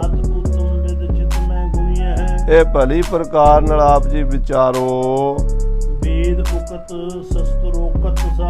ਵੇਦ ਦੀ ਉਕਤੀ ਔਰ ਸ਼ਾਸਤਰੋਂ ਦੀ ਉਕਤੀ ਦੇ ਅਨੁਸਾਰ ਮੈਂ ਖੋਜ ਕੇ, ਕਿਉਂਕਿ ਵੇਦ ਔਰ ਸ਼ਾਸਤਰ ਜਿਹੜੇ ਹਨ ਉਹ ਸਾਧ ਸੰਗਤ ਜੀ ਰਸਤਾ ਦੱਸਦੇ ਹਨ। ਉਹ ਵੱਖਰੇ ਵੱਖਰੇ ਰਸਤੇ ਦੱਸਦੇ ਹਨ ਵੀ ਇਸ ਤਰੀਕੇ ਨਾਲ ਇਹ ਕੰਮ ਹੋਣਾ, ਆਹ ਤਰੀਕੇ ਨਾਲ ਇਹ ਕੰਮ ਹੋਣਾ। ਵਿਧੀ ਵਿਧਾਨ ਮਹਾਰਾਜ ਮੈਂ ਸਾਰੇ ਪੜ੍ਹੇ ਹਨ। ਤੰਤਰ ਸ਼ਾਸਤਰ ਮੈਂ ਵਿਦਿਆ ਹਜ਼ਾਰੀ, ਔਰ ਤੰਤਰ ਸ਼ਾਸਤਰ ਵਿੱਚ ਵੀ ਹਜ਼ਾਰਾਂ ਵਿਦਿਆ ਹਨ। ਤੰਤਰ ਸ਼ਾਸਤਰ ਦੇ ਵਿੱਚ ਵੱਖਰੇ ਵੱਖਰੇ ਪ੍ਰਯੋਗ ਹਨ। ਲੱਖੋਂ ਪੜ੍ਹੇ ਸ਼ਲੋਕ ਵਿਚਾਰੇ, ਮੈਂ ਸਾਰੇ ਲੱਖਾਂ ਸ਼ਲੋਕ ਪੜ੍ਹ ਕੇ ਵਿਚਾਰ ਕਰਕੇ। ਅਗਨੀ ਆਦਿ ਦੇਵਤਾ ਜੀ, ਜਿਹੜੇ ਮਹਾਰਾਜ ਅਗਨੀ ਆਦਿਕ ਦੇਵਤਿਆਂ ਨੂੰ ਪ੍ਰਗਟ ਕਰਨ ਵਾਲੇ ਮੰਤਰ ਹਨ। ਜੇ ਅਗਨੀ ਮੰਤਰਾਂ ਨਾਲ ਪ੍ਰਗਟ ਕੀਤੀ ਜਾਂਦੀ ਹੈ ਕੁੰਡ ਦੇ ਵਿੱਚ, ਉਹ ਵੀ ਮੰਤਰ ਮੈਂ ਪੜ੍ਹੇ ਹਨ। ਮਹਾਰਾਜ ਉਹਨਾਂ ਨੂੰ ਪੜ੍ਹ ਕੇ ਅਗਨੀ ਪ੍ਰਗਟ ਕੀਤੀ ਜਾਂਦੀ ਹੈ ਤੇ ਉਹਦੇ ਵਿੱਚ ਜਗ ਹਮਨ ਦੀਆਂ ਸਮੱਗਰੀਆਂ ਪੈਂਦੀਆਂ ਹਨ। ਉਹ ਸਾਰੇ ਵਿਧੀ ਵਿਧਾਨ ਮੈਂ ਜਾਣੇ ਹਨ। ਮਹਾਰਾਜ ਇਸ ਵੇਲੇ ਕਲਯੁਗ ਦੇ ਸਮੇਂ ਵਿੱਚ ਇਹ ਸਾਰਾ ਪ੍ਰਯੋਗ ਕਰਾਉਣ ਵਾਲੇ ਬੜੇ ਔਖੇ ਮਿਲਦੇ ਹਨ। ਨਾ ਤਾਂ ਕੋਈ ਇਸ ਤਰ੍ਹਾਂ ਦਾ ਜਜਮਾਨ ਮਿਲਦਾ ਜਿੱਦਾਂ ਦੇ ਤੁਸੀਂ ਮਿਲੇ ਹੋ, ਤੇ ਨਾ ਹੀ ਮਹਾਰਾਜ ਮੇਰੇ ਵਰਗਾ ਕੋਈ ਪੁਰੋਹਿਤ ਮਿਲਦਾ, ਕਿਉਂਕਿ ਇਹ ਵੀ ਹਰ ਇੱਕ ਬੰਦੇ ਨੂੰ ਵਿਦਿਆ ਆਉਂਦੀ ਨਹੀਂ। ਮਹਾਰਾਜ ਕਲਯੁਗ ਦਾ ਸਮਾਂ ਹੈ, ਇਹਦੇ ਚ ਮੰਤਰ ਫੁਰਦੇ ਨਹੀਂ। ਲੋਕਾਂ ਦੀ ਬਿਰਤੀ ਬਹੁਤ ਜ਼ਿਆਦਾ ਚੰਚਲ ਹੈ ਤੇ ਉਹ ਆਪਣਾ ਚਿੱਤ ਜਿਹੜਾ ਹੈ, ਆਪਣੀ ਇਕਾਗਰਤਾ ਜਿਹੜੀ ਹੈ, ਉਹ ਇਸ ਮੰਤਰ ਦੇ ਜਾਪ ਤੇ ਬਣਾ ਨਹੀਂ ਸਕਦੇ। ਹੁਣ ਜੇ ਕਲਯੁਗ ਦੇ ਸਮੇਂ ਜਗਤ ਮਾਤ ਚੰਡਕਾ ਆਪ ਹੀ ਕਿਰਪਾ ਕਰ ਦੇਵੇ, ਤੁਹਾਡੇ ਸਰੀਰ ਤੋਂ ਇਹ ਕਾਰਜ ਪੂਰਾ ਹੋ ਜਾਵੇ ਤੇ ਹੋ ਜਾਵੇ, ਨਹੀਂ ਤਾਂ ਪੂਰੇ ਹਿੰਦੁਸਤਾਨ 'ਚ ਕੋਈ ਹਿੰਦੂ ਰਾਜਾ, ਕੋਈ ਛਤਰੀ ਰਾਜਾ ਇਹ ਕੰਮ ਨਹੀਂ ਕਰਾ ਸਕਦਾ, ਕਿਉਂਕਿ ਕੋਈ ਨਾ ਕੋਈ ਉਹਨਾਂ ਦੇ ਅੰਦਰ ਦੋਸ਼ ਹੈ। ਕੋਈ ਜਤੀ ਸਤੀ ਨਹੀਂ ਹੈ, ਕਿਸੇ ਨੇ ਸਿਰ ਮੂੰਹ ਮਨਾਇਆ ਹੋਇਆ ਤੇ ਕਿਸੇ ਕੋਲ ਮਹਾਰਾਜ ਹੋਰ ਮਾਇਆ ਖਰਚਣ ਦਾ ਹੌਸਲਾ ਨਹੀਂ ਹੈ। ਤੇ ਜੇ ਕੋਈ ਮਾਇਆ ਖਰਚ ਸਕਦਾ ਤਾਂ ਉਹ ਆਪਣੇ ਕਰੈਕਟਰ ਤੇ ਪੂਰਾ ਨਹੀਂ ਹੈ। ਇਹ ਸਾਰੀਆਂ ਚੀਜ਼ਾਂ ਮਹਾਰਾਜ ਇਕੱਠੀਆਂ ਕਰਨੀਆਂ ਬੜੀਆਂ ਔਖੀਆਂ ਹਨ। ਹੋਏ ਸੰਕਲਪ ਤੁਮਾਰਾ, ਇਹ ਸਤਿਗੁਰੂ ਜੀ ਤੁਹਾਡਾ ਸੰਕਲਪ ਪੂਰਾ ਹੋਵੇ, ਮੈਂ ਇਹ ਚਾਹੁੰਦਾ ਹਾਂ। ਇਹ ਗਿਆਨੀ ਕੋ ਲੱਛਣ ਸਾਰਾ, ਇਹ ਗਿਆਨੀ ਪੁਰਸ਼ ਦੇ ਲੱਛਣ ਹਨ ਮਹਾਰਾਜ ਜੀ। ਸਤਿਗੁਰ ਕਹਿਓ ਮਿਸਰ ਜੂ ਐਸੇ, ਇਹ ਸੁਣ ਕੇ ਮਹਾਰਾਜ ਕਹਿਣ ਲੱਗੇ, ਪੰਡਤ ਜੀ ਹੋਏ ਹੈ ਸੱਚ ਅਬ ਭਾਖਤ ਜੈਸੀ, ਜਿਵੇਂ ਤੁਸੀਂ ਕਹਿੰਦੇ ਹੋ ਐਸੇ ਹੀ ਹੋਵੇਗਾ, ਸੱਚ ਹੀ ਹੋਣਾ ਤੁਹਾਡਾ ਬਚਨ। ਠੀਕ ਹੈ ਵੀ ਇਹ ਹਰ ਇੱਕ ਬੰਦੇ ਦੇ ਵੱਸ ਦੀ ਗੱਲ ਨਹੀਂ, ਪਰ ਜੇ ਅਕਾਲ ਪੁਰਖ ਪਰਮੇਸ਼ਰ, ਅਕਾਲ ਪੁਰਖ ਦੀ ਸ਼ਕਤੀ ਆਪ ਕਿਰਪਾ ਕਰੇ, ਉਹ ਆਪ ਹੀ ਪ੍ਰਗਟ ਹੋਵੇ। ਸਮਾਂ ਸਮਾਜ ਮਿਲਿਓ ਸਭ ਆਈ, ਹੁਣ ਸਮਾਂ ਵੀ ਬਣ ਗਿਆ ਹੈ, ਖੰਡੇ ਕੀ ਵੇਲਾ, ਤੇ ਸਾਜੋ ਸਮਾਨ ਵੀ ਸਾਰਾ ਪੂਰਾ ਹੋ ਗਿਆ ਹੈ। ਕਿਉਂ ਨਾ ਕਾਜ ਪੂਰਨ ਹੋਏ ਜਾਈ। ਫਿਰ ਕਾਰਜ ਕਿਉਂ ਨਹੀਂ ਪੂਰਾ ਹੋਵੇਗਾ? ਤੁਸੀਂ ਸੰਦੇਹ ਨਾ ਕਰੋ ਪੰਡਤ ਜੀ, ਡਰੋ ਨਾ। ਅਸਲ 'ਚ ਪੰਡਤ ਜੀ ਵੀ ਮਨ ਵਿੱਚ ਡਰਦੇ ਸਨ ਵੀ ਐਡਾ ਵੱਡਾ ਔਖਾ ਪ੍ਰਯੋਗ ਮੈਂ ਸ਼ੁਰੂ ਕਰਵਾਉਣ ਲੱਗਾ, ਜੇ ਪੂਰਾ ਨਾ ਹੋਇਆ ਫਿਰ ਪਤਾ ਨਹੀਂ ਕੀ ਹੋਵੇਗਾ। ਇਹ ਕਾਰਜ ਮਹਾਰਾਜ ਆਪ ਹੀ ਪੂਰਾ ਕਰਾ ਰਹੇ ਨੇ। ਆਖੋ ਸਤਨਾਮ ਸ੍ਰੀ ਵਾਹਿਗੁਰੂ। ਪੰਡਤ ਜੀ ਦਾ ਤਾਂ ਇੰਨਾ ਹੌਸਲਾ ਹੀ ਨਹੀਂ ਪੈ ਰਿਹਾ। ਮਹਾਰਾਜ ਸੱਚੇ, ਹਾਲਾਂਕਿ ਪੰਡਤ ਜੀ ਬੜੇ ਵਿਦਵਾਨ ਸਨ, ਬੜੇ ਜਪ ਤਪ ਵਾਲੇ ਸਨ, ਬੜੀ ਕਈ ਘੰਟੇ ਲਗਾਤਾਰ ਉਹ ਬਹਿ ਕੇ ਸਾਧਨਾ ਕਰਦੇ ਸੀ। ਬਨਾਰਸ ਦੇ ਵਿੱਚ ਚੰਡੀ ਦੀ ਆਪਣੇ ਘਰ ਦੇ ਅੰਦਰ ਹੀ ਰਹਿੰਦੇ ਸੀ। ਬਹੁਤੇ ਬਾਹਰ ਫਿਰ ਕੇ ਲੋਕਾਂ ਦੇ ਘਰਾਂ ਦੇ ਵਿੱਚ ਨਹੀਂ ਸੀ ਉਹ ਪੂਜਾ ਪਾਠ ਕਰਦੇ। ਹਰ ਇੱਕ ਰਾਜੇ ਮਹਾਰਾਜੇ ਕੋਲ ਵੀ ਉਹ ਨਹੀਂ ਸੀ ਜਾਂਦੇ। ਉਹ ਆਪਣੇ ਅੰਦਰ ਬਹਿ ਕੇ ਆਪਣੀ ਚੰਡੀ ਦੀ ਜਿੰਨੀ ਸਾਧਨਾ ਹੈ, ਗੁਪਤ ਤੰਤਰ ਸਾਧਨਾ ਹੈ, ਮੰਤਰ ਸਾਧਨਾ ਹੈ, ਜੰਤਰ ਸਾਧਨਾ ਹੈ, ਉਹ ਕਰਦੇ ਸਨ। ਜੋ ਉਹਨਾਂ ਦੀ ਪੂਜਾ ਦਾ ਵਿਧੀ ਵਿਧਾਨ ਸੀ ਉਹ ਕਰਦੇ ਸਨ, ਤੇ ਕਰਦੇ ਵੀ ਸੱਚੇ ਮਨ ਨਾਲ ਸਨ। ਪਰ ਨਿਸ਼ਚਾ ਪੂਰਨ ਅਡੋਲ ਹੋ ਜਾਵੇ 100%, ਇਹ ਸਾਧ ਸੰਗਤ ਦੀ ਸੌਖਾ ਕੰਮ ਨਹੀਂ ਹੁੰਦਾ। ਇਹ ਕਲਗੀਧਰ ਪਾਤਸ਼ਾਹ ਦੇ ਹਿੱਸੇ ਆਇਆ। ਮਹਾਰਾਜ ਕਹਿੰਦੇ ਪੰਡਤ ਜੀ, ਤੁਸੀਂ ਮਨ 'ਚ ਕਿਸੇ ਤਰ੍ਹਾਂ ਦਾ ਤੌਖਲਾ ਨਾ ਰੱਖੋ। ਜੇ ਪਰਮੇਸ਼ਰ ਨੇ ਆ ਵਿਧੀ ਵਿਧਾਨ ਕਰਤਾ, ਤੁਸੀਂ ਵੀ ਆ ਗਏ ਹੋ, ਸਮੱਗਰੀ ਵੀ ਆ ਗਈ ਹੈ, ਔਰ ਸਮਾਂ ਵੀ ਬੜਾ ਸੁਹਾਵਣਾ ਹੈ, ਤੇ ਆਉਣ ਵਾਲਾ ਵਰਤਾਰਾ ਵੀ ਸਾਨੂੰ ਨਜ਼ਰ ਆ ਰਿਹਾ ਵੀ ਕਿੱਦਾਂ ਦਾ ਹੋਣਾ। ਅਕਾਲ ਪੁਰਖ ਦਾ ਹੁਕਮ ਵੀ ਸਾਨੂੰ ਪਰਮੇਸ਼ਰ ਦਾ ਇਹੀ ਹੈ ਵੀ ਜਾ ਕੇ ਪੰਥ ਚਲਾਣਾ, ਧਰਮ ਚਲਾਵਨ, ਸੰਤ ਉਬਾਰਨ, ਦੁਸ਼ਟ ਸਭਨ ਕੋ ਮੂਲ ਉਪਾਰਨ, ਯਾਹੀ ਕਾਜ ਧਰਾਹਮ ਜਨਮੰ, ਸਮਝ ਲਿਓ ਸਾਧੂ ਸਭ ਮਨ ਮੰਗ। ਤਾਂ ਪੰਡਤ ਜੀ ਕਾਰਜ ਫਿਰ ਕਿਉਂ ਨਹੀਂ ਸਿੱਧ ਹੋਵੇਗਾ? ਜ਼ਰੂਰ ਹੋਵੇਗਾ। ਹੁਕਮ ਪਾਏ ਨਿਜ ਬਰ ਨਿਜ ਡੇਰੇ। ਹੁਕਮ ਪਾ ਕੇ ਪੰਡਤ ਜੀ ਫਿਰ ਆਪਣੇ ਡੇਰੇ ਚਲੇ ਗਏ। ਮਨ ਵਿੱਚ ਕਈ ਤਰ੍ਹਾਂ ਦੇ ਖਿਆਲ ਚਿਤਵਦੇ ਹੋਏ ਪੰਡਤ ਜੀ ਆਪਣੇ ਆਸਣ ਤੇ ਜਾ ਰਹੇ ਨੇ। ਮਹਾਰਾਜ ਨਰ ਮੁਖਿਆ ਬੁਲਾਈ। ਇਧਰ ਮਹਾਰਾਜ ਨੇ ਆਪਣੇ ਮੁਖੀ ਬੰਦੇ ਬੁਲਾ ਲਏ।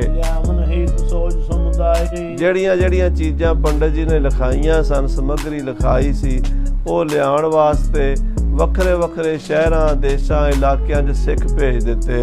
ਧਨ ਕੀ ਹੁੰਡੀ ਨਗਰਨ ਮਹੀਆ।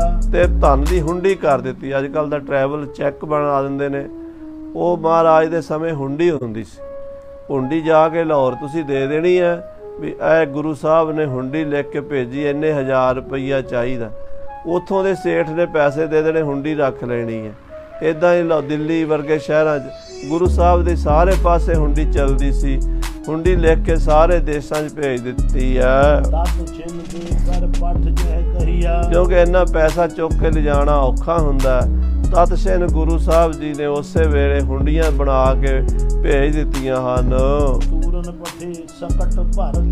ਤੇ ਛੇਤੀ ਨਾਲ ਜਾ ਕੇ ਕੋਈ ਰੋਪੜ ਤੋਂ, ਕੋਈ ਹੁਸ਼ਿਆਰਪੁਰ ਤੋਂ, ਕੋਈ ਸਰਹੰਦ ਤੋਂ ਕੋਈ ਸਮਾਨ ਮਿਲਦਾ ਸੀ, ਜਲੰਧਰ ਤੋਂ ਕੋਈ ਮਿਲਦਾ ਸੀ, ਸਾਧ ਸੰਗਤ ਜੀ ਲਾਹੌਰ ਤੋਂ, ਕੋਈ ਕਿਤੋਂ, ਕੋਈ ਕਸ਼ਮੀਰ ਤੋਂ ਕੇਸਰ ਮਿਲਦਾ ਸੀ। ਜਿਹੜਾ ਸਮਾਨ ਜਿੱਥੋਂ ਮਿਲਦਾ ਉੱਥੋਂ ਮੰਗਵਾ ਲਿਆ ਹੈ। ਮੇਵੇ ਬਹੁਤ ਜ਼ਿਆਦਾ ਮੇਵੇ ਮੰਗਾਏ ਹਨ, ਤੇ ਕਾਬਲ ਦੇ ਮੇਵੇ ਮੰਗਾਏ ਹਨ। ਇਸੇ ਤਰ੍ਹਾਂ ਘਿਓ ਬੜਾ ਜ਼ਿਆਦਾ ਮੰਗਵਾਇਆ ਹੈ। ਜਿਹੜੇ ਸੌਦਾ ਖਰੀਦਣ 'ਚ ਸਿਆਣੇ ਹਨ, ਜਿਨ੍ਹਾਂ ਨੂੰ ਰੇਟ ਕਰਨਾ ਆਉਂਦਾ ਹੈ, ਜਿਹੜੇ ਥੋਕ ਰੇਟ ਤੇ ਸਾਧ ਸੰਗਤ ਦੀ ਪਰਚੂਨ ਤੇ ਦੋਵਾਂ ਦੇ ਫਰਕ ਸਮਝਦੇ ਹਨ। ਜੇ ਸਮਾਨ ਇਕੱਠਾ ਖਰੀਦਣਾ ਹੋਵੇ ਤੇ ਉਹ ਕਿਹੜੇ ਰੇਟ ਤੇ ਮਿਲਦਾ, ਤੇ ਜੇ ਉਹਨੂੰ ਥੋੜਾ ਖਰੀਦਣਾ ਹੋਵੇ ਪਰਚੂਨ, ਉਹ ਕਿਸ ਰੇਟ ਤੇ ਮਿਲਦਾ ਹੈ। ਇਹ ਗਿਆਨ ਹੋਵੇ ਤਾਂ ਹੀ ਥੋਕ ਤੇ ਇੰਨਾ ਸਮਾਨ ਮਹਿੰਗਾ ਖਰੀਦਿਆ ਜਾ ਸਕਦਾ। ਸੋ ਸਿਆਣੇ ਜਿਹੜੇ ਗੁਰੂ ਘਰ ਦੇ ਮਸੰਦ ਸੀਗੇ ਨਾ ਖਰੀਦੋ ਫਰੋਖਤ ਕਰਨ ਵਿੱਚ, ਉਹ ਭੇਜੇ ਹਨ। ਜਿੱਥੇ ਜਿਹੜੀ ਵਸਤੂ ਸੀ ਉੱਥੋਂ ਖਰੀਦੀ ਹੈ।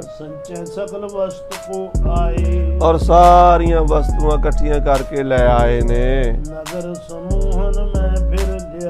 ਬਹੁਤ ਸਾਰੇ ਸ਼ਹਿਰਾਂ ਨਗਰਾਂ 'ਚ ਫਿਰ ਕੇ ਲਿਆਏ ਨੇ।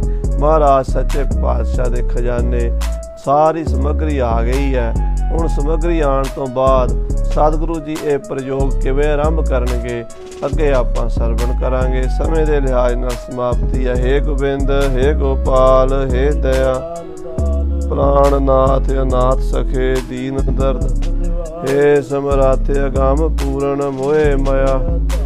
ਅੰਧਕੂਪ ਮਹਾ ਭਿਆਨ ਨਾਨਕ ਆਏ ਪ੍ਰਭ ਸਰਣਾਗਤੀ ਕਿਰਪਾ ਏਕ ਅੱਖਰ ਹਰ ਮਨ ਬਸਤ ਨਾਨਕ ਹੋਤ